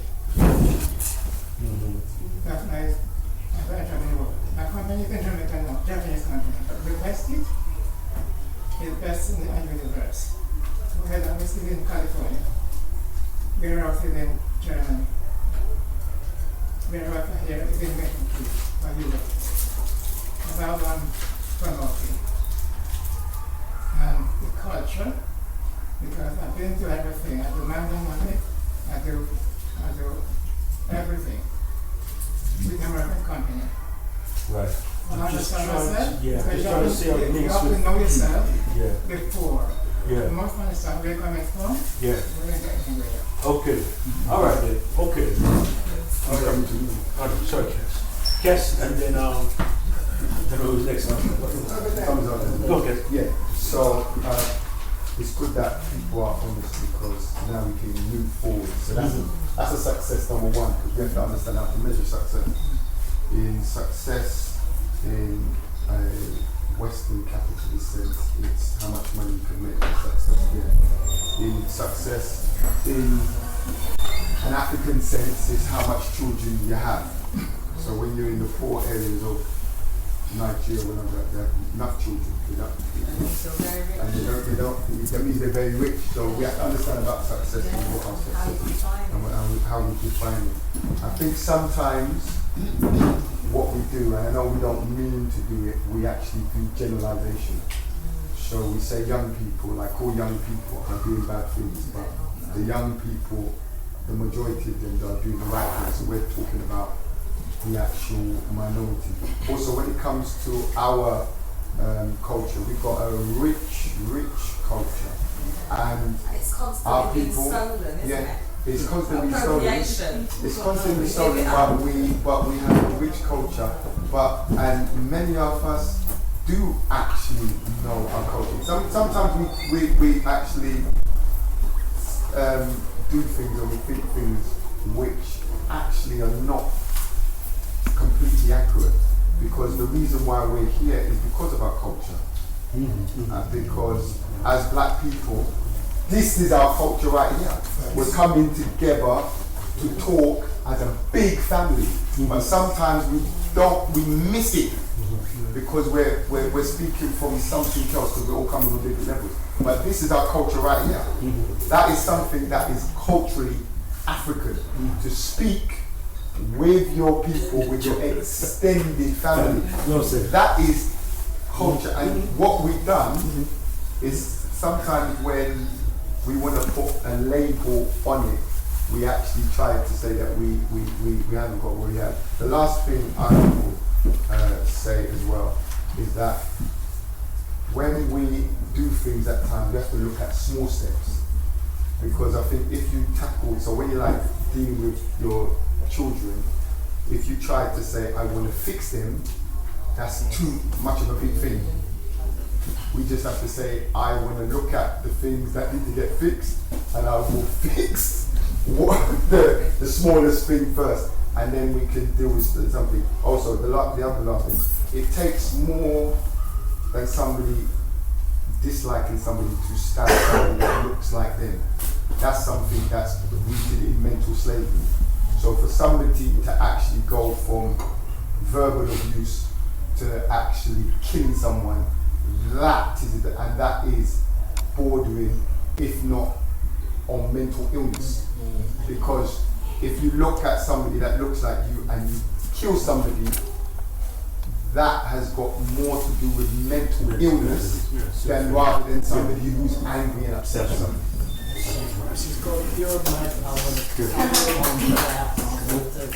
Okay, you want to say something? Yeah, I was going to say something now.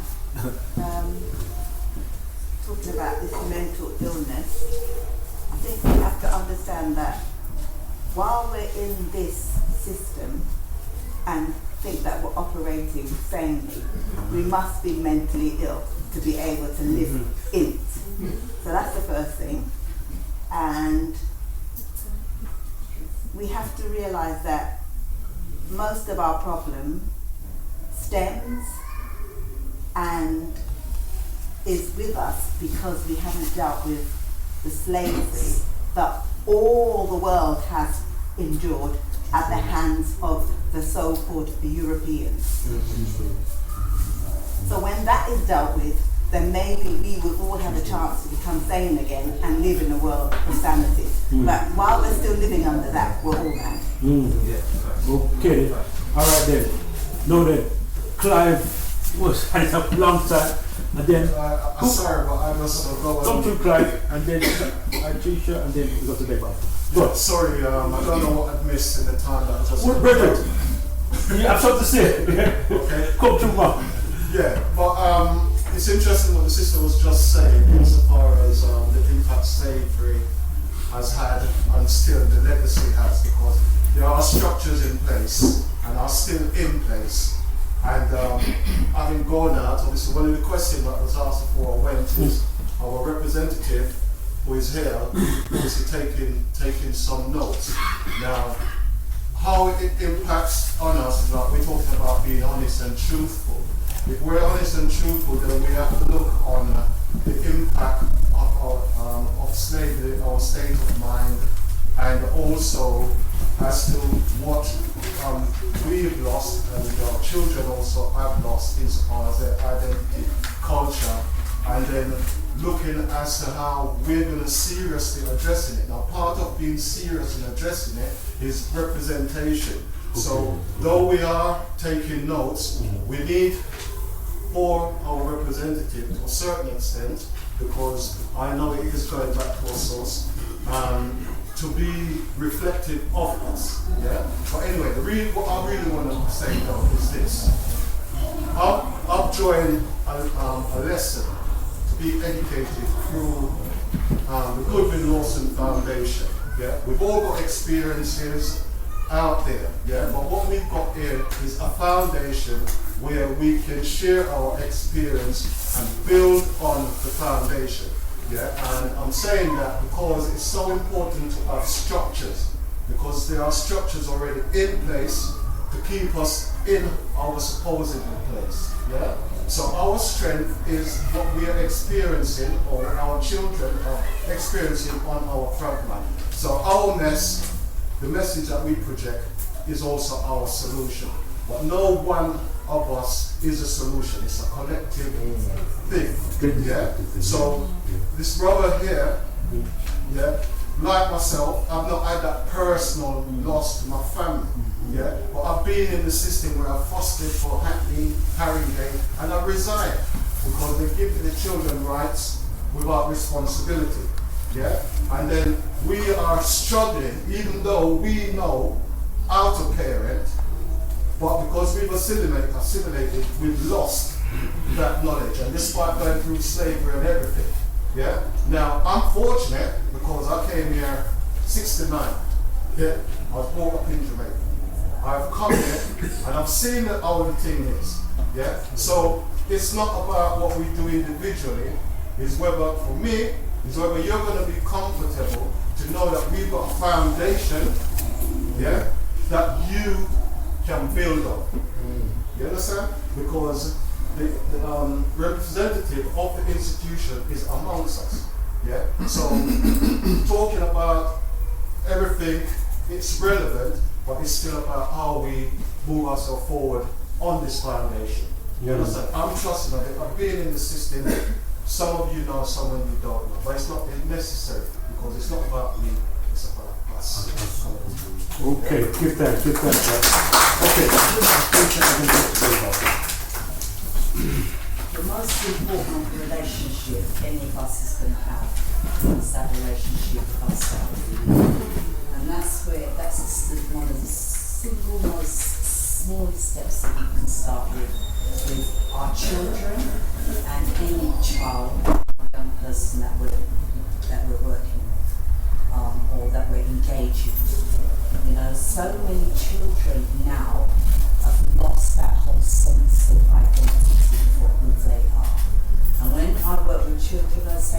see a first best friend, and they start pointing people that are outside of them. And I said, no, your first best friend is yourself.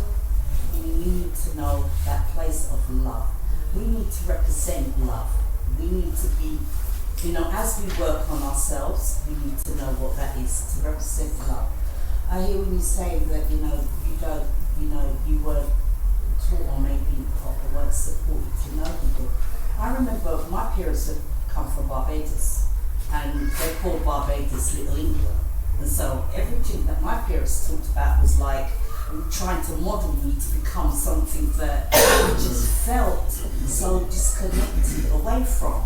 And I had to do that painful journey as a child to get to know who I was. That's why I was so determined to make a foundation that my children would not have to have that internal battle with themselves the way I did. And I was ready to do any kind of madness in order to just be. And that place of just being, and that is really important for our young people today, because the statistics of mental health is rampant out there for every young person. But you see a young person of colour, it's even higher. It is so high. So we are still doing something wrong, even if we sit here saying, thinking that we're doing, that we've got it packed, So, we have to start from little small things, but the first place of knowing self and encouraging young people to feel good. We need some joy. We need to have some, we need so many good things that we can do as a community. But we do need some happiness. It isn't all doom and gloom. I'm not really doing everywhere. That's the start of the mental illness, is this being bad story. And I know that I connect with anybody that is out here working that just wants to have some fun, and and that's what we do. We're just bringing it back home to self-love. Okay. Self-love is a key. Okay, then I'm just conscious of time, so we're gonna have a break in about 5 minutes. So we're gonna have Brother Dave. The two are going to talk? Yes. So I can't have the two of them. Alright, come to. I'll be quick. Yeah, be quick, please. Brother was talking about Marcus Garvey, it's over 100 years ago Marcus Garvey was talking about self-determination. So where we talk about not knowing ourselves, us not knowing ancestral languages or not knowing ourselves, it's less consequence than us not teaching our youth that. Do you know what I mean? So, like my sister said, it needs to be from day one. So it's not like she needs to do that from day one. We need to do that from day one. And I think it's not really, I don't want to say it's not a difficult concept. It's maybe difficult to do because it takes hard work. But we as a community need to be prepared to maybe give up the PAYE salary, $2.5 grand job, because it's $2.5 grand of money that's getting us out of this slavery. So the point I'm trying to make is that we need to be looking inwardly, and I just want to say something that's I think really actionable from today that I took. My brother from the Man of the Academy was saying at the start was that he was a teacher, and every time he goes to the area, he knows the local organizations working on it. When you see Amari, I don't want you to just think that you see this is just an amazing youth that just is able to come up. He got brought up in a certain consciousness, and when you get brought up in a certain consciousness, you know yourself from young. You don't get brought up with the same trauma that we walk around with. We have to teach ourselves that we're not evil. You know you're amazing from day one. So we need to bring our kids up to be that. Amari's an example, but if we're not looking at ourselves and investing in ourselves and investing with our conscious time, because as my brother said, my man said, this is the culture. This is the community. I don't really hang around too many Europeans. I'm not gonna lie. I hang around with my people. My kids are gonna get brought up around there, and they're gonna end up alright because of that. Okay, come to Roberto. To be honest, you said most of it just in a different way. So my brother did a degree in law. I did a degree in biochemistry. So we have like two sides of the same coin, just different ways in which you explain things. But so literally. So firstly touching on culture, values and self-love is the main thing I want to talk about, because I believe that those are truly the solutions. When we think what are the solutions, these abstract things, let's do this organisation, that organisation, first we want to start by loving ourselves, looking at our reflection and loving exactly ourselves and ourselves. You know, looking at a brother or sister and saying you are beautiful, you know, and appreciating the beauty within them as well as the beauty within yourself. That is like the first step, you know. Once we now do this and start appreciating ourselves and sorry brother, just very quick, because I feel as if like when you start talking about values and you said that you have no values and then I'm thinking the fact that you're here because of what's happened maybe to your family shows that family is one of your truest values, and that's something that is so important, you know. So like please don't know yourself through your steps and the conscious moves you're taking to better yourself, because that's the only way we can fix our outside world, by looking inwards and delving deep into the traumas that have brought us here today, you know. And literally when it comes to culture and values, like we need to intertwine these. And to be honest, if I'm really, really honest, and may I say this off the record, please? Thank you very much. Sorry. Now, because like really and truly, we have been indoctrinated by philosophy, you know, religion and word, document, you know, the pen is mightier than the sword. So really and truly, we need to establish our cultures and philosophies for us to now, you know, move towards our cultures, ourselves, and further into ourselves essentially, you know. And yeah, that was the main points. Love yourself, searching, you need to find codified culture, family, community, and don't take this as another meeting, a step out. This is a step in the right direction. See any people here, you know, if we step out of the room and look in the mirror and say, I love me, that is a step in the right direction of patience and persistence. And show your love by connecting with the people that you meet here, youths are going to, the classes that people around. That's the main thing. That's the main thing. Okay, I just want to bring David, he's been waiting very patiently, so I want to bring David to the mix. And then I will have no, this one. Further. I'm trying to source here. Come to me. Yeah, I just want to throw some things out. Disorder means just not following orders. Distance from order. That's all it means. So a child's a free thinker, doesn't want to follow what the teacher says, runs around. Disorder just means it's not following order. Madio in Latin means free thinker. Mad backwards means down. Right. The next thing I want to say is it's not mental illness, it's reverse racism. Reverse racism is when you've been trained that you've been given the value to identify that black is bad. So you feel bad, but when you see someone who looks like you take that, you look at them as bad as well and act out the violence that you feel about the trauma that you feel about yourself on them.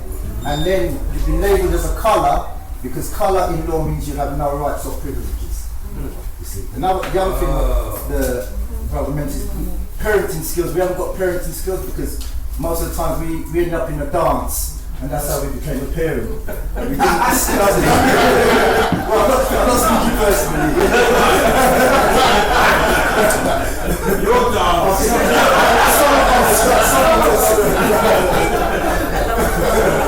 Right, what's the next thing? The next thing is we have to re-parent ourselves because parenting now has become a science. When we first came over here, we were functional, manual labour, there was apprenticeships. Now it's changed from manual labour to thinking and speaking skills. It's become a dysfunctional circuit now.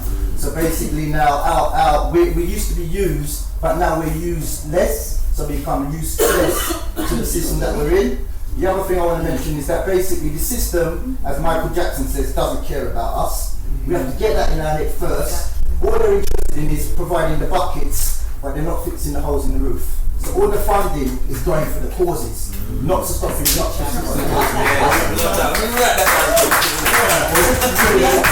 One last thing, Amos Wilson says, basically, we are not taught abstract or conceptual skills, what we used to have in our forefathers, like justice, loving, caring, humanity. All we're taught about is objects, money, cars, jewellery. This is another aspect that's affecting the young stars. Okay, what I want to do, right, I want to bring Knox in, right, yeah, and then we're going to have a break, and then after the break, anybody doesn't say anything, Can I quickly, sorry, because I have to go and I've still got so much I wanted to say, and I'm sorry that I have to leave them before time, because you're going to be moving on to concrete solutions as well later. And one of the things, because my daughter attended a drama class in near Primrose Hill or something, and the school that this drama class was in was taken over, practically the whole school, by the Iranian community.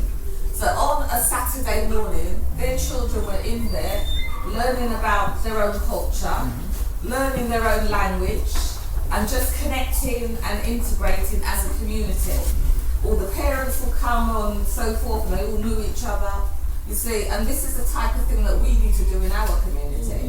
There's no reason why parents can't come together and put on classes for small groups for their children and educate their children while educating themselves.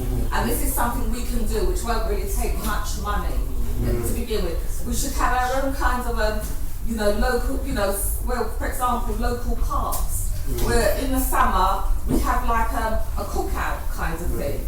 And everyone brings their children and introduces them to each other. Because we do not know, back in the day, everybody knew everybody else's mum and dad, everybody else's brothers and sisters. That's not the case anymore, you see. Because if you know that, that person, I won't stab him because he knows that his mum, his dad knows my mum, and so forth, then you're less likely to think, that person is my enemy. You see, because we don't have that level of community at that level anymore. We could not even walk down the road. If I, for example, kicked a bottle in the road, before I got home, my mum would know that I did that. Now everyone's too busy being individual and not fasting in everyone else's business. Fasting is a good thing. And it really is. You see? Because it's the only way that we are going to get our community under control, get ourselves under control. You see? Sorry, I have to go, but I've got so much I want to say. Thank you for coming out. Alright, I want to bring Knox in, then we need to have a break, yeah? Alright then. You're gonna, alright. So, Knox. Yeah, what I wanted to share is a couple of observations. Looking around the room, I recognize lots of positive brothers and sisters who are doing the right things and wanting to do the right things. Unfortunately, some of the parents and children who are not doing the right things are not here today. So we need to be able to bring somebody who we know is not on the right path to come into this type of environment and circle in order to make the necessary change. One of the things after studying African for 40 years and teaching it wherever I can is within the ancient African education system, life was held sacred. So the African education system's purpose was to make a better person. That was central. Unfortunately, in the environments we're in, the education system is not about creating and making a better person. It's about creating and perfecting a better machine. So if we go through that system of education, we will basically be like robots and not human. We need to go back to the family, which is an African invention that we're given to the world. And if you disrupt that family structure, you will never have a nation, because if you get that right, you're on the first steps to getting strong, making the right connections, and to build a nation. But the African family has been on a constant attack. Certainly within the last 500 years, but even before that. And we've got to put that family unit back and connect it with that extended family again as the basis of everything that we do. It's interesting that, we have a system where we didn't destroy the plants, we preserved the trees. We exported that concept worldwide. We didn't hunt and kill the animals as a sport. But most importantly, we have neglected the human. So it's now easier to save the animal or the plant, but not the human. So those are some of the values within our culture that we need to get back, put back in place in order to make a change around the world. So that's all I would share for now. Okay, what we're going to do now, right, we're going to have a break for about 15-20 minutes, yeah? And then after the break, we're going to look at solutions. I didn't want people who haven't said anything to say something. So at this point, we're going to have a very short break. Please network with people. Please, the most important thing, network with people. I know this sister did some great words. I want to hear from her as well. Be educated, you know. She's involved in this system as well. Also, people with sickle cell society want to hear from them as well. The kind of work they're doing. So we're gonna have a break, yeah? Okay then. Everybody good? Yeah. Everybody good? Yes. All right then. Fantastic. Please help yourself. Don't mind eat up everything in there because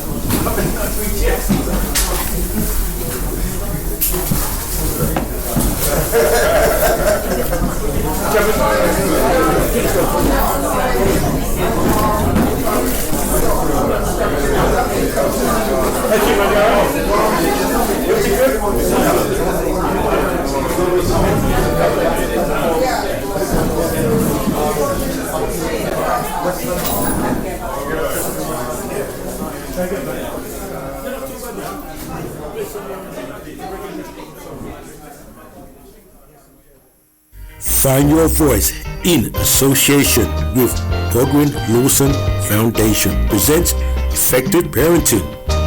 Date Saturday 25th January 2020. Venue Chestnut Community Centre, 280 St. Anne's Road, N15 5BN. Time 3 p.m. to 6 p.m. For more information, contact Brother Dougie on 0788 240 3871. I repeat, contact Brother Dougie on 0788 240 3871. Feel free to bring snacks, fruits, drinks to share. This is a free event. Effective parenting. Effective parenting.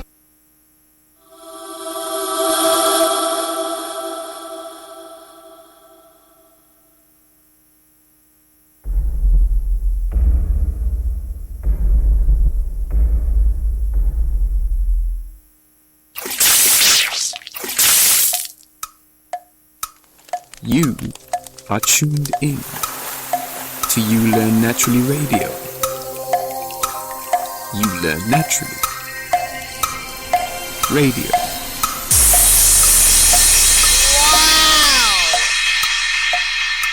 YouLearnNaturally.org. YouLearnNaturally.org.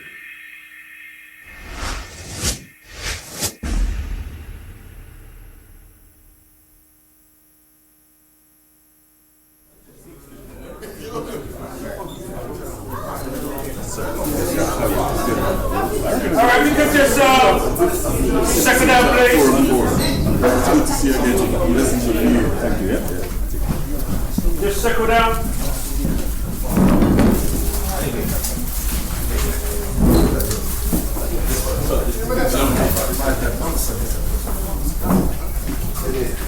Okay. You just circle.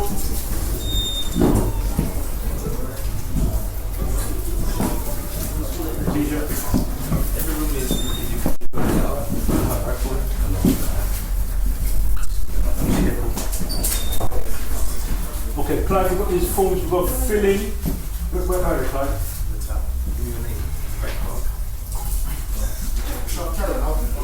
Well, make sure, boy. If you haven't got one, please just raise your hand. Just raise your hand up. We lost our moderator. She had to go. Yeah, she had to go. Alright, let's start the meeting. That's right. Let's start the meeting now. And she's not a moderator. She was only writing notes for us.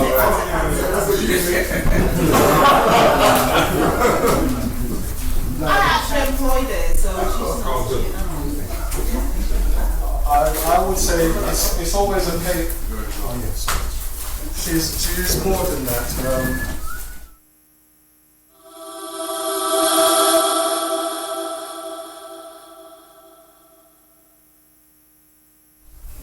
Okay then, is everybody good?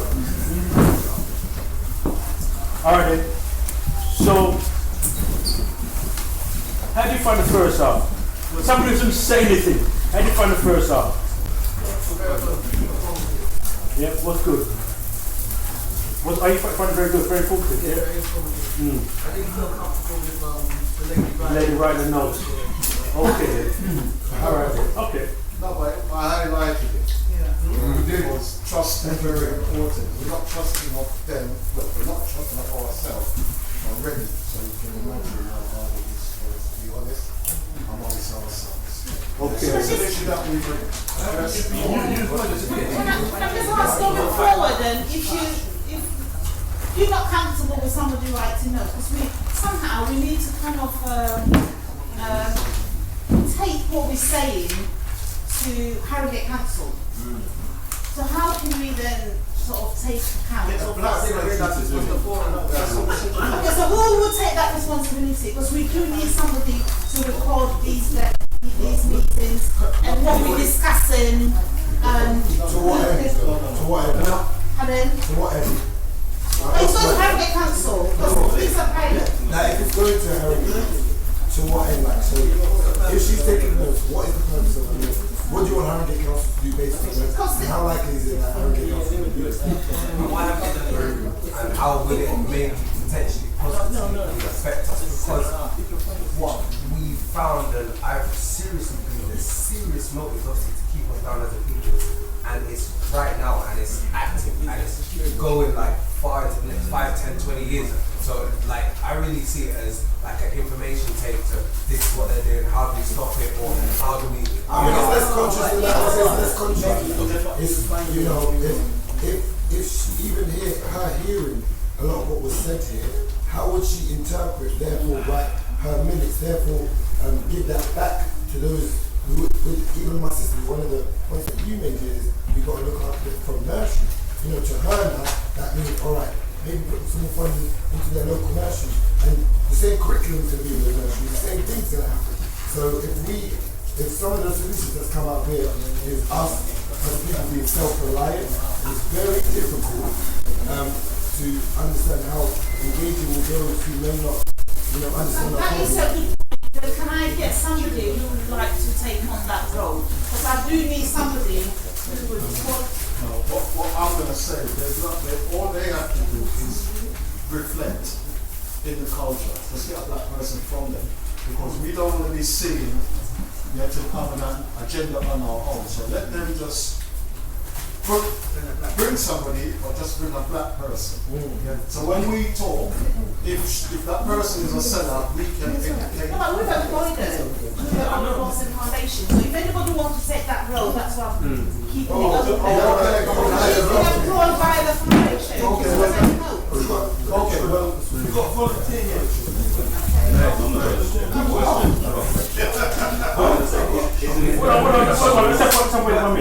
Sorry. One word and then the sister come in. I was just going to ask if just being a black person is the right person, or how do you engage? How do you change whether the right person is? That's why I said because the white person could be the right person to make it. Because the requirement is to take notes and put it in a report to go back to Harrogate Council. There's no people being comfortable around saying certain things and being sensitive. Because as soon as I came in, someone was nudging me saying, look, she's not taking part in the meeting. So you feel like, hold on a minute, is this an experiment for me? And I'm being real. No, Not everything I say is scribble. Would you be comfortable with a black person? I would. Most definitely me.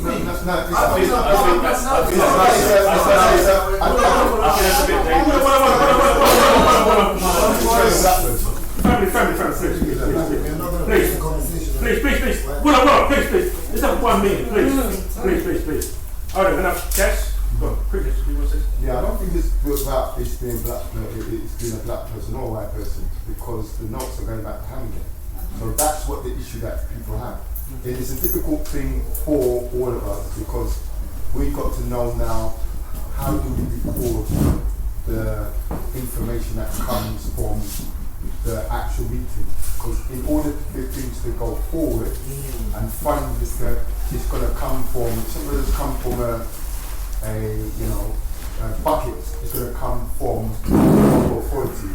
So really and truly, it just needs to be somebody, black or white, because we can have some sellouts that are black as well, who can take certain notes where they leave out all of the stuff that we're talking about when it comes to Garvey, Huey Newton, Farrakhan, and just take down the fact that we want things to happen in our community that can help us. Anything to do with the revolution? No. Anything to do with we want more money for the playground? Yes. Okay. You have control over what's submitted, don't you? Yeah. Because she's voting for you, so you will see it before it goes to them. Yeah. And usually it's not nothing personal. There's no intention. It's a general. Okay, this is Hold on. No, you made your point. We understand you made your point. And I agree with you. We agree with that. We agree with you. Richard, we agree with you. You're right, you've got a point, we agree with you. Sister had had it for a very long time. Listen, sister. No, because I came here a bit green, so I'm just trying to grasp like the whole Harringay thing. So obviously it's funding. Yeah, what I think is good is that we're coming together and having these conversations. And ideally, we should be having these conversations completely independent. I wouldn't say it's a shame, I would say it's good that whatever it is that's got us in this format right now is what's needed. But that is ideally moving forward, that needs to come from us and reporting back to us. So that it's all about us. There is no outside entity. Somehow we need to find a way to fund ourselves. And there are ways. Okay. Yes, Dave. Yes, Dave. Hi. It's me again. I'll be a little bit of a devil's advocate here in a sense. And it's kind of relating to earlier conversation the sister made about culture and history. Just a couple of quick points I'll say is that for me, I've done some work along the way in my career path with children and young people.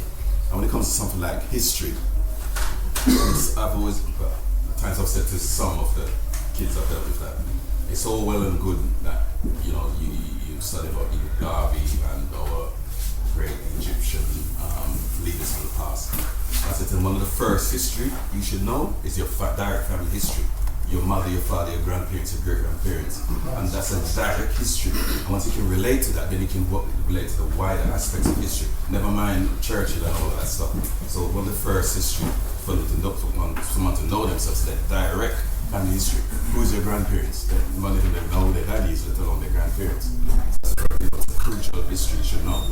And the other thing is, in terms of taking, say, this thing forward, like Harringay being involved, how about getting like some of the political leaders putting their money where their mouth, like something like Lamy or local MP? How involved is he in something like this to let him earn his corn basically in taking this something like this forward on our behalf? One quick thing. Can we just concentrate on mindful of the time? And we should be looking for concrete solutions at this point. So our opinions are great, but we need to walk away with at least one concrete solution that we're going to do. Okay. We're running out of time. Very quickly. Question and a statement, right? I missed the first half of it. I've got an idea what you're talking about, yeah? And what I'm going to say, right, who in Harringay Council are you addressing and what do you expect from them, yeah? And my suggestion is, right, is that you if it's the children's services, you approach the children's services, right? The director of children's services or someone on that level, right? Because you've got to know what you want first before you approach them. End of story. Okay, we've exhausted this for the time. We'll come back to that another time. But hold on, Dave. We're going to. I just wanted to say about what. No, we don't want to go. Solutions. We look at solutions now, yeah? Yeah, we look for solutions. So this part, we'll come to you in a second, Dave. This point, we look at concrete solutions. So we're just concerned about the family and so forth. Yeah. So Dave, you have a question about the solution, Dave? Yeah, I was going to say like what Brother Kende was just saying. about, so if we talk about like minutes or anything like that, what Robert Kennedy said about this being African concept of us all coming together. So in Africa, when they're doing that, the reason why they're coming together is because they're living in that community. Therefore, what happens in this meeting is directly action, because it's all a consequence in our life.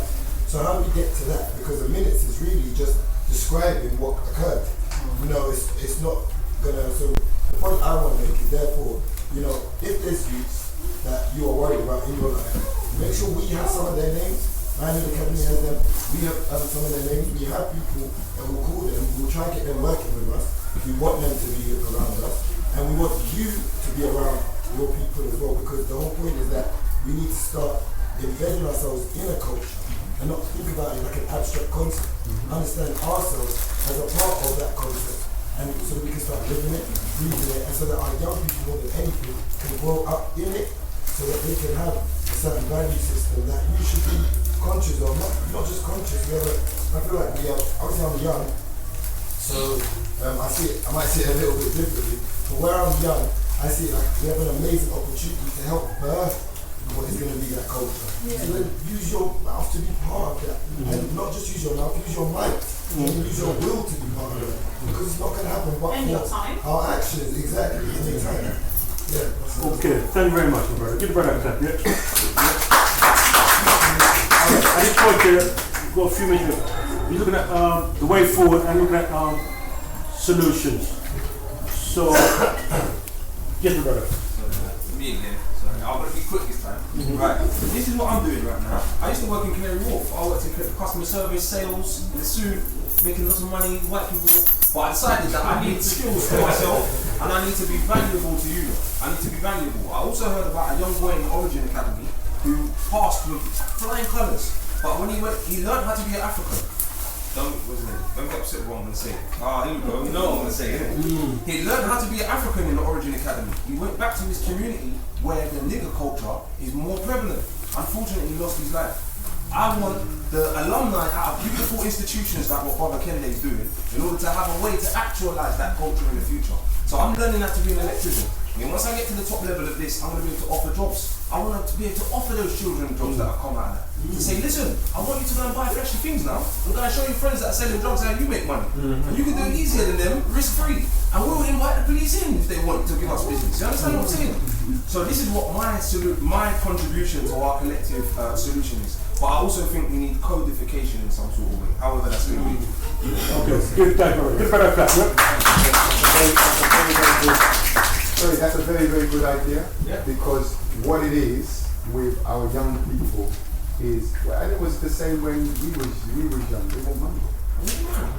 So success to them is different from success to us. Yeah. So offering employment, and if we look over there at the Black People's Giving, they offer young people a way to make quick money in a legal, positive way, selling books.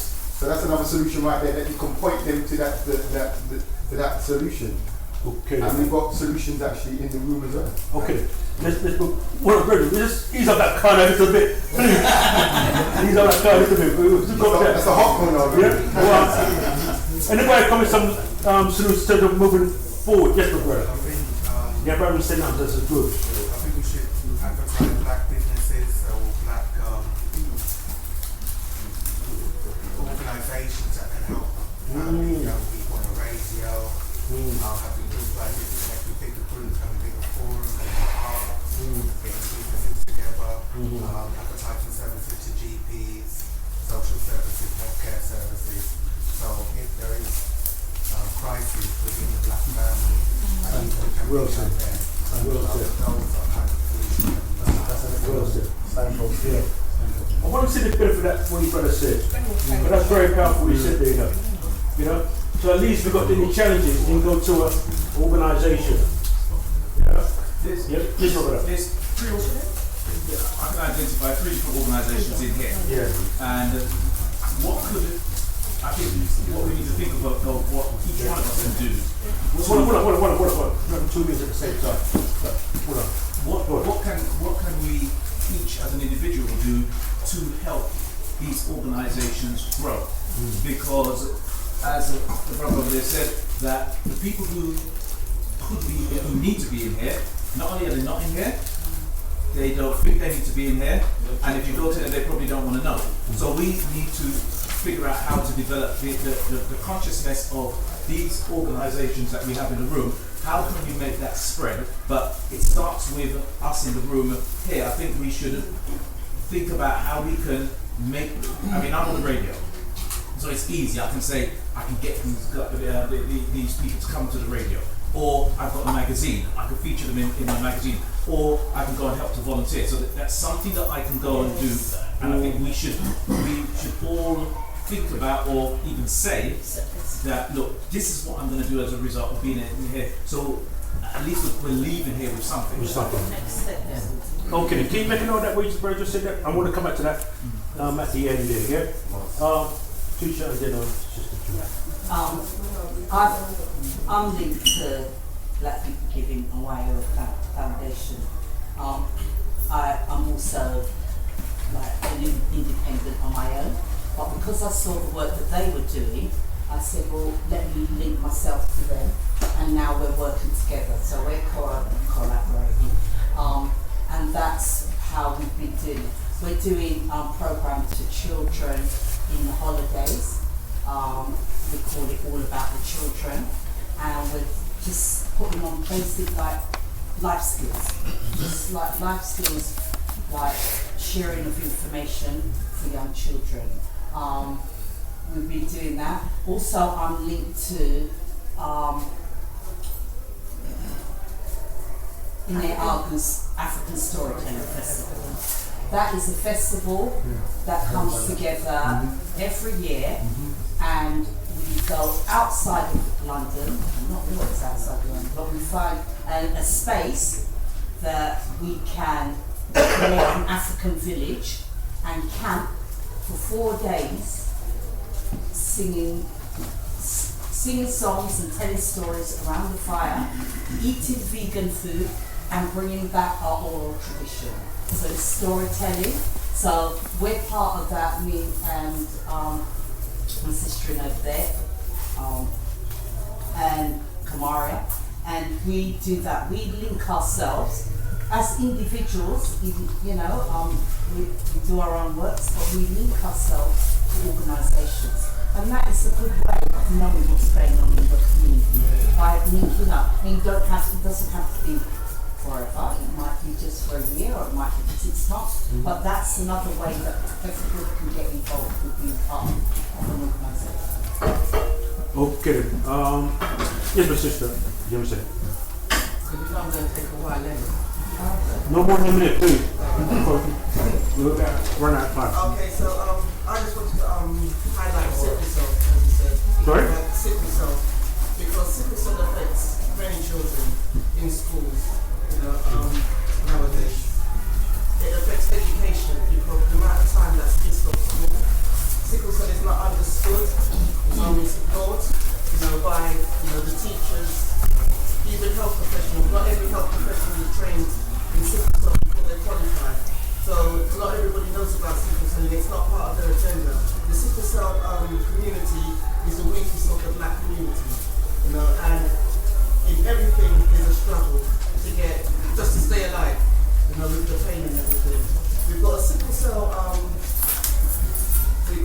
building, centre, across the road in St. Anne's Hospital. It was purposely built for the sickle cell community in 1987 and officially opened in 89. It's called the George Lawson Centre because it was named after the hematologist that looked after sickle cell patients at the time. So it was purposely built for the sickle cell community, and they're taking it away, and it's the only building in the whole of the UK, and it's a place they used to train doctors, surgeons, teachers, anybody and everybody on what sickle cell is. So I've asked everybody before you sign up petition to help us save our dead. Also, I've got some literature here about if you're working and you've got sickle cell, if you're in school, guidelines that they should address, you know, with the children. Please take some information and share it around so that sickle cell is highlighted in the community, and also our group information. Thank you. Okay. Alright, this is the class, right? So what we'll do, we want to, because we don't have much time around that time still, we want to focus a bit more in terms of what we leave from here, in terms of what's being said, how we can move forward, make a concrete solution to moving forward. Before you come in on, bro. But you have to come in before you, sir. Young man, yeah, young man. Come on, bro. So when everybody leaves here, essentially, tell anybody that doesn't know about something like this, tell them and invite them to come to another meeting. Because what it is, they're indulging everything the Europeans have given to us. We're not consuming enough of our reflection. You know? So once we do this, it will be a lot easier. Once we restore culture, value of history. Me, myself, and I grew up in Academy of Excellence. So I was fine. I'm a second father. Yeah? So he taught me who I was, and other queens and siblings told me who I was, and they installed values and culture. However, me, myself, and I, same way. Being in this environment is extremely hard to sway from all the things that are flying at you. Do you know what I'm saying?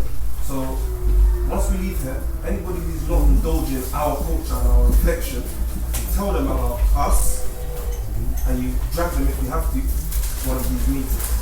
Okay. Simple as that. Real simple, brother. Give me that clap. For this direction.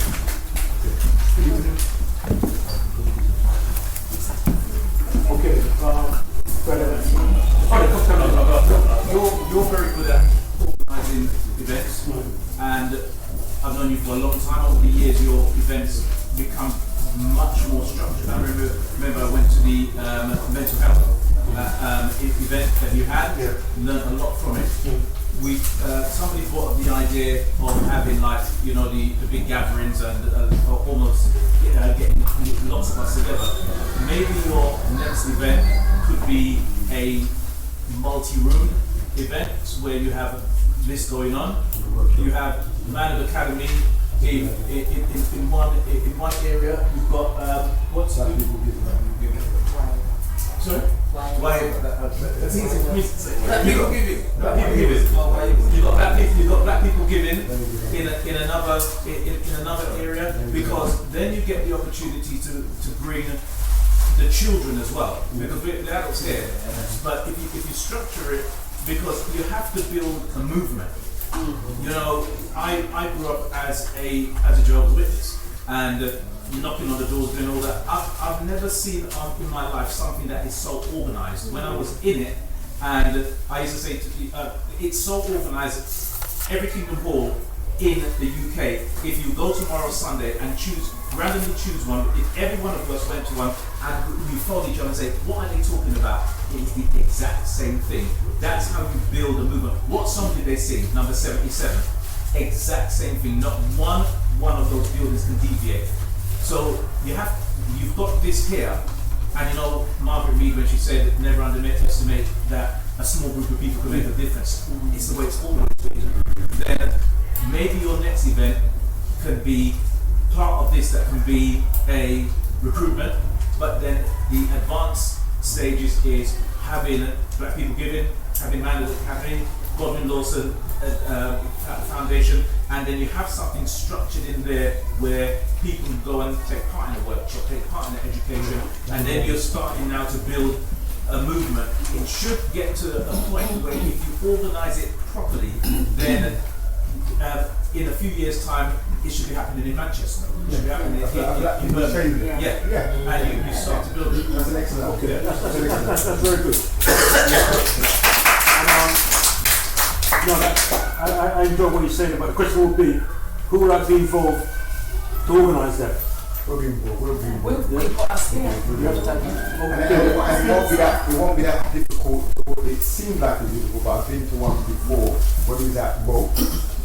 They've done Rope Saturday school with Trisha, and excellent, just what you were saying, and excellent training. And food as well. Yeah, excellent training.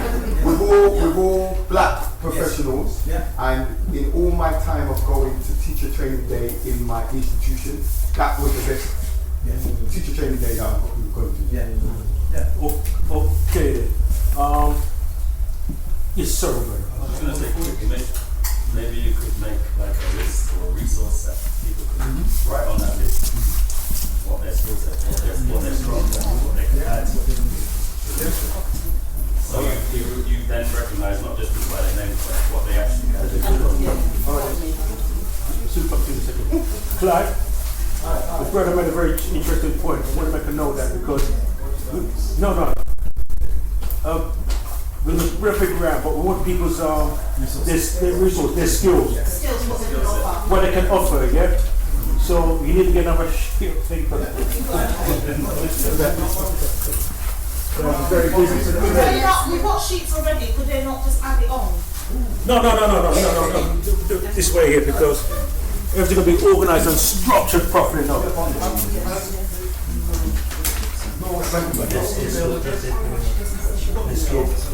This little point. Because you look too messy putting on one add it. So that's what I'm saying, they could use the email address.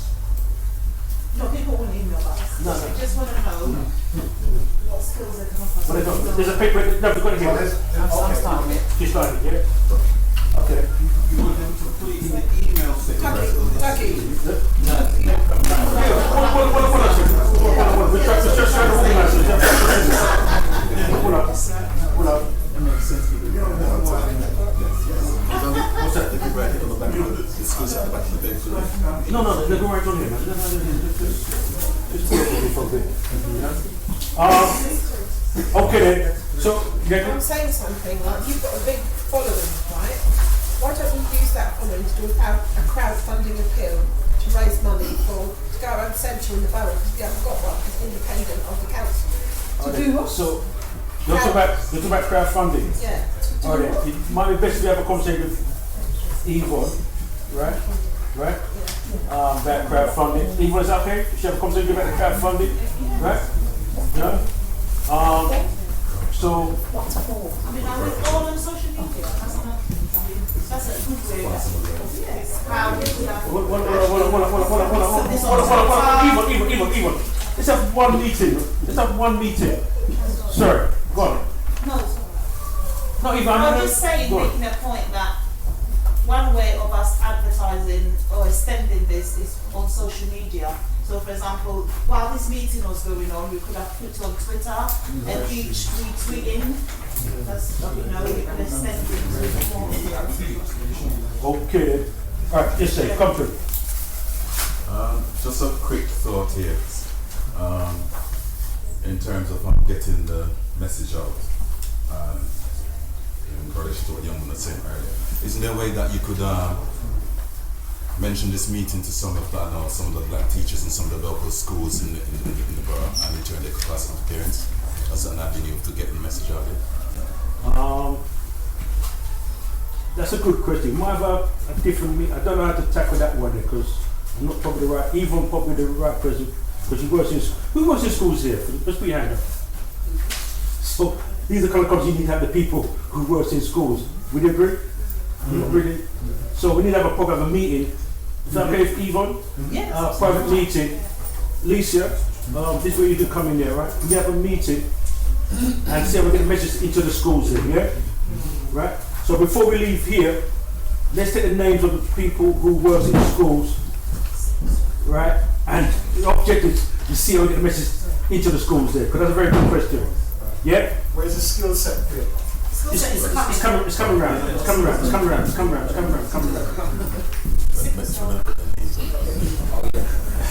But I said, you should be a paper, yeah? Right? Okay then. Anybody got any there's a solution in terms of moving forward? Brother, hey, yeah, right, come through. Make it quick one. No, we do sessions every Tuesday. Just come along. Everyone is welcome to come along for free so that we can connect. Because I believe that the main solution is us connecting, us talking. Everyone has an individual purpose. Everyone can spearhead their each and every individual thing, but we need to connect, we need to meet and have energy to connect. So I just want to invite anyone Tuesday coming on for free, you know. In my app centre in Tottenham, 7 p.m. on a Tuesday. Just come on for free. And well, Sydney we do on a Wednesday as well. This is South London, but I don't know if anyone's coming from South London. That's on a Wednesday. Alright, I just wanted to focus a bit more in terms of moving forward, in terms of what you said here. Yeah, so on a Tuesday, the brother meet at the Mac Centre. Okay, on a Tuesday, what time? 7 p.m. 7 p.m. Right? Brother Knox, this Knox. I'll share with you another angle of something that's relatively simple to do that has a long-term impact for change. I mean, unfortunately, there's lots of teenagers and youngsters already out there that either their parents can't manage them, maybe too late, it's a lost cause. What each of us has the opportunity and power to do. You know, there are a number of black children from babies who are in the care of social services. And, you know, some white people and other nationalities are adopting them, coming across the parents, but there is a shortage of black parents coming forward to take any of those children and mold them. Particularly conscious black parents is more of a rarity. But if you're in a situation, you don't have to be wealthy, we are not, and you're conscious and you will make a difference to one child, right? That has a far greater impact on a baby. You can mold them in values, whatever environment you're in. And that one individual, if you motivate them and start teaching them early, they can have the most tremendous impact in their community and the rest of the world. And I'm speaking from experience, I've actually done it myself. I've got 2 grown-up daughters. We're not rich, but we adopted a baby from 2 days old. And, you know, we are seeing the end result. And we basically said, I started teaching at 10 months old, and today that individual is now able to help other people. He's 14 years of age, but is now building a school in Nigeria, right? A £2 million school that will impact on children from poor families who can't afford any school at all. Yeah. So that's a really simple thing that someone can actually do that not just changes an individual's life, but it has an impact on other people's lives. And, you know, that's an area that's been underused and not really considered. That alone has a massive impact. And we're not saying that, you know, every child will want to do and achieve their difficulties, but whatever they do that is positive will have an impact to making the world a better place. So today we've actually written a book on parenting, which is going to be another. In fact, my son's written half of it, which is his life story, and the other half is a guide on parenting that can be used anywhere in the world. It's a book that is called Beyond Limits. It's going to be launched in the UK and it's going to be on Amazon so that people can access it anywhere.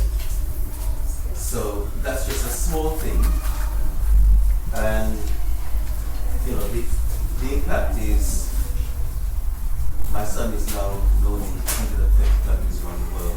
He has 3 million people, and I've said to him, you know, the fact that he's born here, don't expect the British people to pay this school.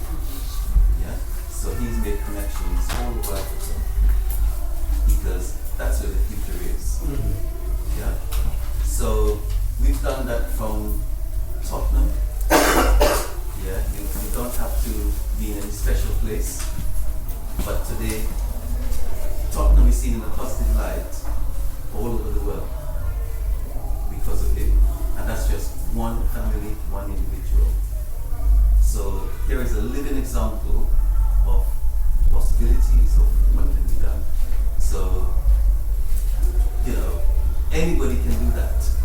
Nobody's special. All right. Give that. Give that.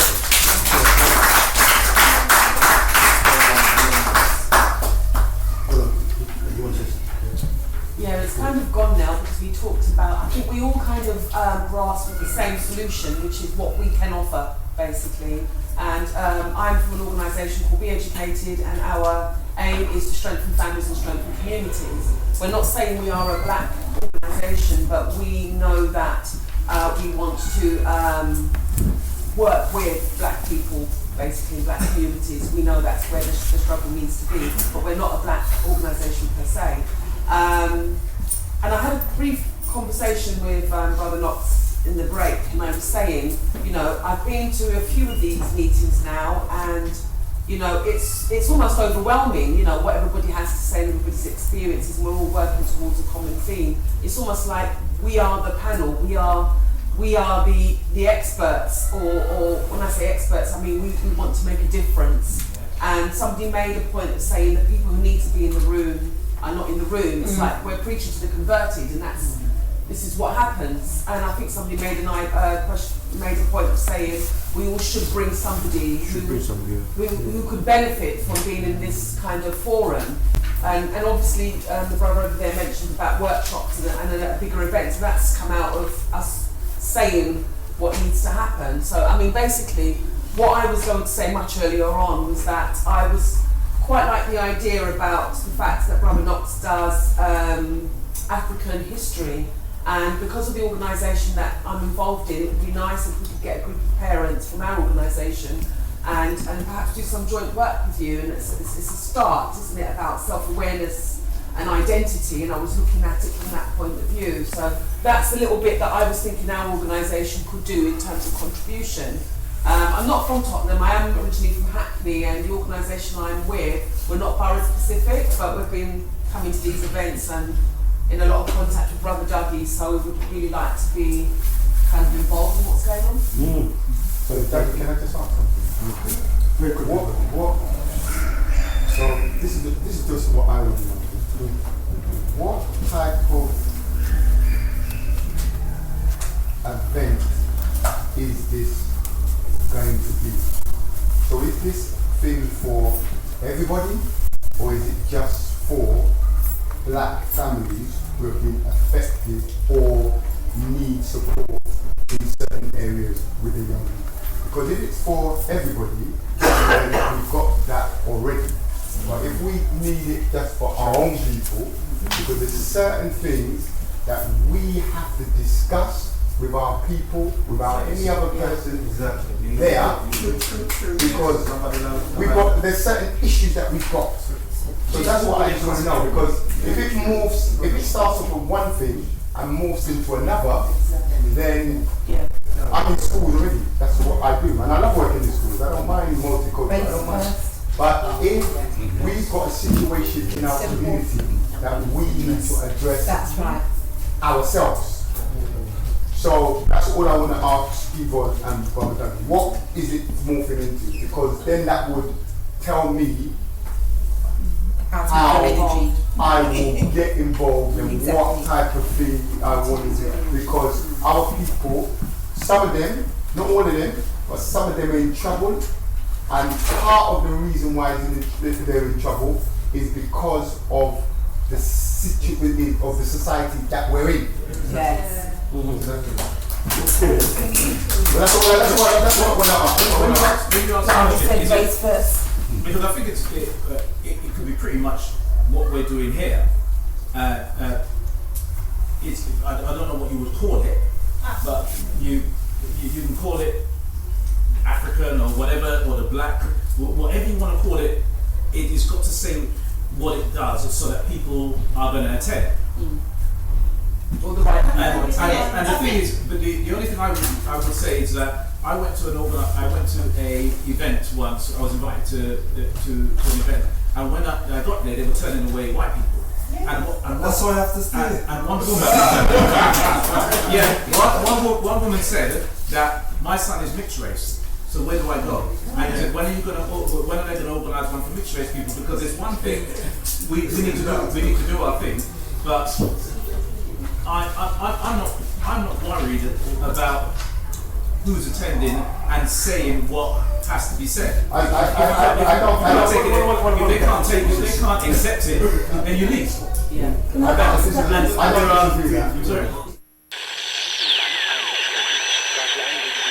Reprendre votre thérapie, d'aller en partie. Votre fils a quand même...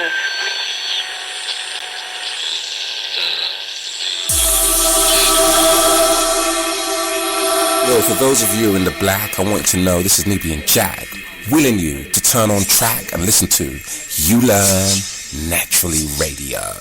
Naturally Radio. Yeah, bro. I relapse from again. How does it feel to finally be free? Wonder will I ever know? You Learn Naturally Radio.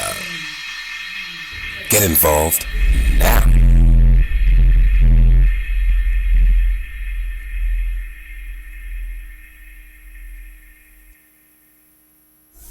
I don't think it's a problem. Organise what we're organising, but we need to have closed rooms. Like in this room, we need to have an agenda. And we need to start working out how we're going to do it. And we have to. Sorry? This wasn't even a closed room. No, this wasn't a closed room. But this is the start. We will have the closed room. We'll have the closed room, but this is a start. Let's organise the event, but then in the back, let's plan and strategize. That's what we need to do. I didn't think we needed to ask a question. You do have to ask a question. Yeah, Hold on, please. Hold on, please. Right?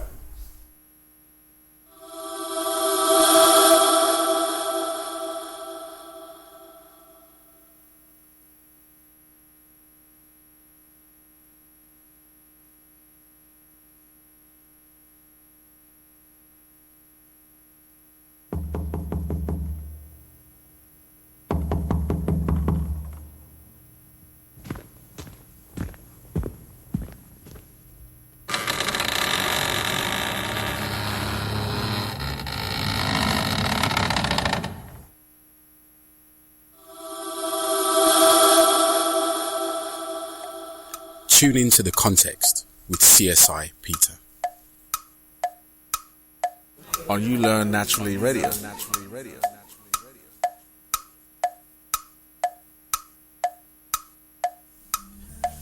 Language and the use of words is extremely sensitive when it comes to the issue of racism. See, a lot of black people, they get emotional, but racism, as far as I understand, is like the core. It's like the sacred. It's sacred. It's their juice. You can't mess around with their juice. Do you understand? You can see we discuss it. You can't put emotional when you're dealing with that subject. It's too highly charged. Tune into The Context with CSI Peter. Tune into The Context with CSI Peter. On You Learn Naturally Radio. On You Learn Naturally Radio.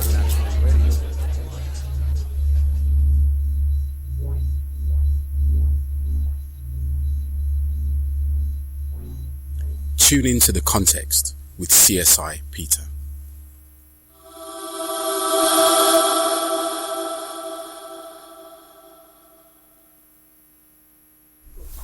Okay, then what I'm gonna do, I'm gonna bring Yvonne to say the final word in terms of direction, or just wanna, and then we're gonna close up. But they just told me that we're gonna time without time. Well, just thanking everybody again for your time. I think it's been really, really informative. There isn't any agenda to this. I think as a mum, basically, I just wanted us to all come together and brainstorm the way forward. So I think the way forward is us. Yes. And we can drive that way with passion and love. Thank you. Thank you.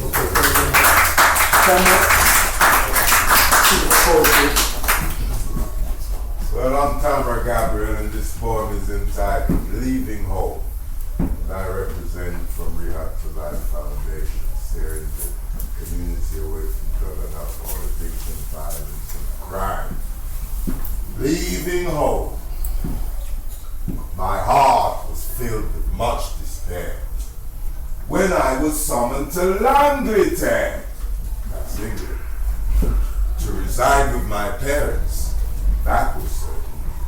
Though powerless, I resisted till the final curtain.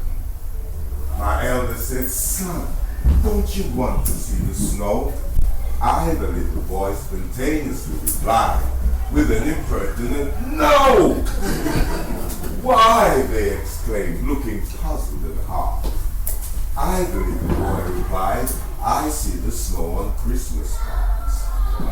So with Mammy I went one day in a rowing boat to the big ship Genoa, so colossal it caused dismay. Venezuela was the first port of call as we cruised and sailed away.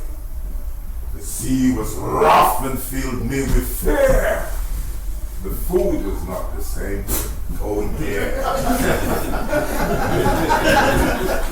The next stop was Genoa, and from there a train to Rome.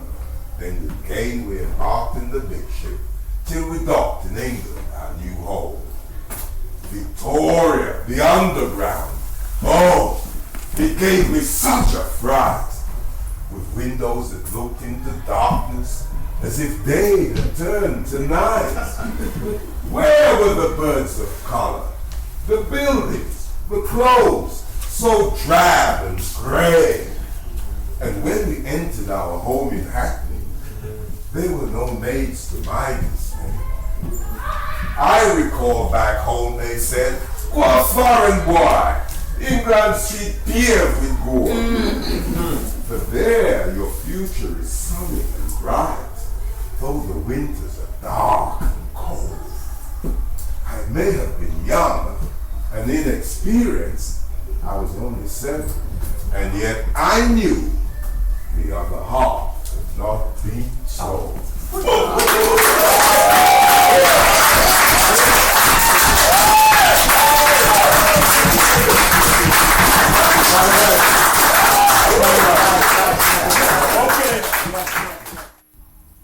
Build deep and complete. Welcome to the Black Open University Show on Bless Radio.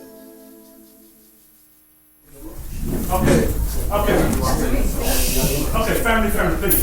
We didn't come here scatty as a family, but we must leave as a family. We must leave as a family, right? And I must give thanks for those who come out here today. You know, a lot of felt energy, truth. Something can be raw. We have to give the truth. You know what I mean? Like my friend said to me one time, if you look in the mirror, you're not true to yourself, you're an imposter and you're a fraud. You know? So I want to give thanks. You know, I really feel the love. And these are people who really care. Going to make a difference in the community. One thing I say is that if it weren't for our parents, we wouldn't be here right now. If it weren't for our grandparents, our parents wouldn't be here. Even those who come before us, you know, we have to make sacrifice. We cannot pay them back with material things. What we can do, we're in a better place for those who come after us. And that's the reason why we're here. So again, I want to big up to Yvonne, you know, who is the mother, our sister, our auntie. She's the foundation. And we're going to rally around her, you know, and make sure she's safe, you know, because she's made a lot of sacrifice and commitment. Also Marvin as well, you know, who's made a lot of sacrifice, and those that here made a lot of sacrifice. So family, we are family. Make sure you help somebody you don't know. Make sure you connect with somebody you don't know, because there's a lot of wisdom inside this space here. Yeah? Yeah? So again, pick up yourself. No but love, yeah? Give yourself a clap. Yes,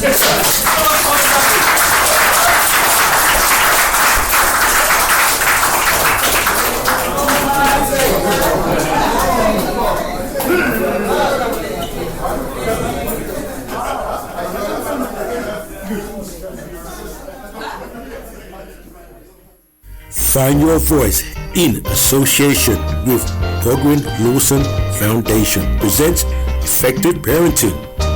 Date Saturday, 25th of January 2020. Venue Chestnut Community Center, 280 St. Anne's Road, N15 5BN. Time 3 p.m. to 6 p.m. For more information, contact Brother Dougie on 0788-240-3871. I repeat, contact Brother Dougie on 0788-240-3871.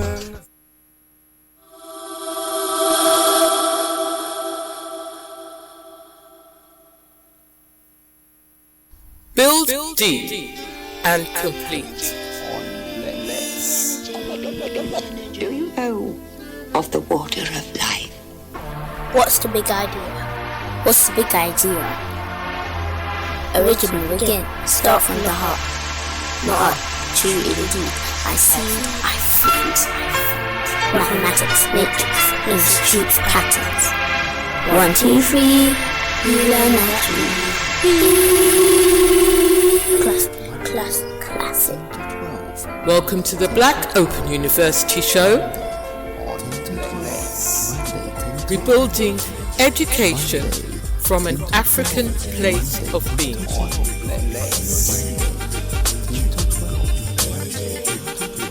Welcome to the Black Open University Show. Building education from an African place of being.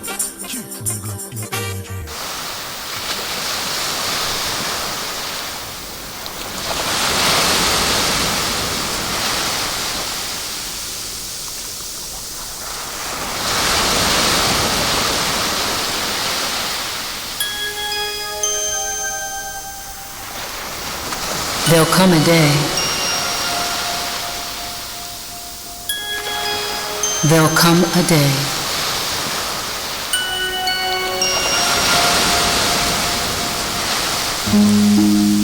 There'll come a day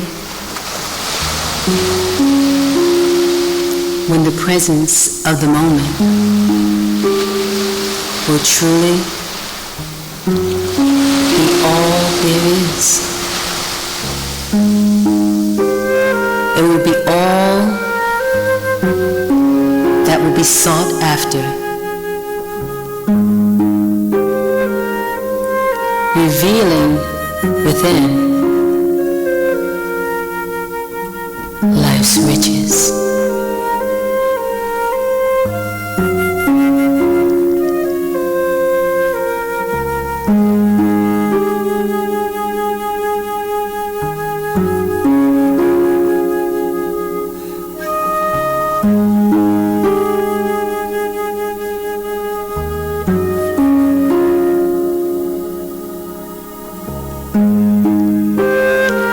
There'll come a day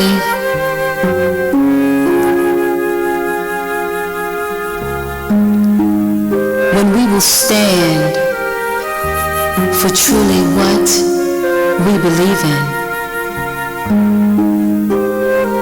honoring only the truth as we truly see it.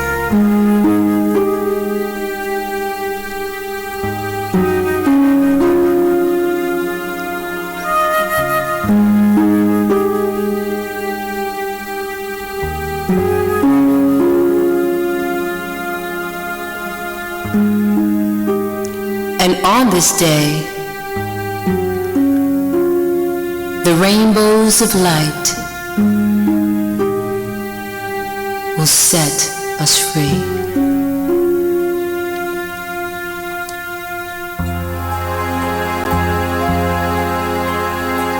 Deep within our souls we'll know that only the goodness must show. And on the waves will flow into the midnight we'll go.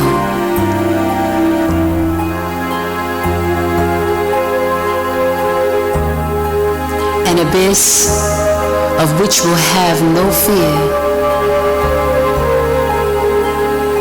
because we'll always know that the Creator is here.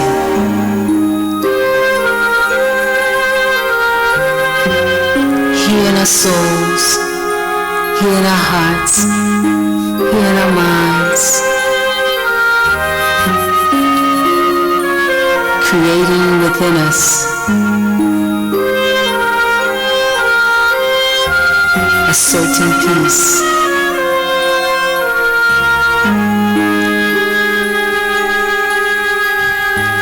A peace withstanding.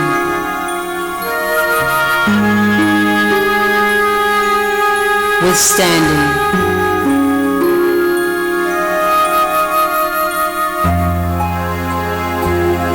All the arrows of persecution, all the vies for validation, a peace we've never ever known in this lifetime, but have many, many, many lifetimes before.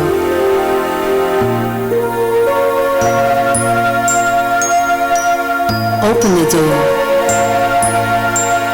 Open the door to your heart.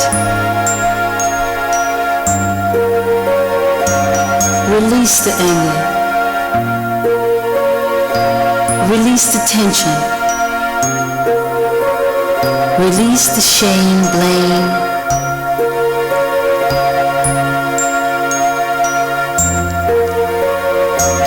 Release the fear. As you know, the Creator is here. Here in abundance for you, so that you may serve another too. Honor that which you hold near and dear, for that is the only reason you are here. Yes, there'll come a day when all the pain and sorrow will wash away, and on the waves of love you see, that's where we'll be, you and me.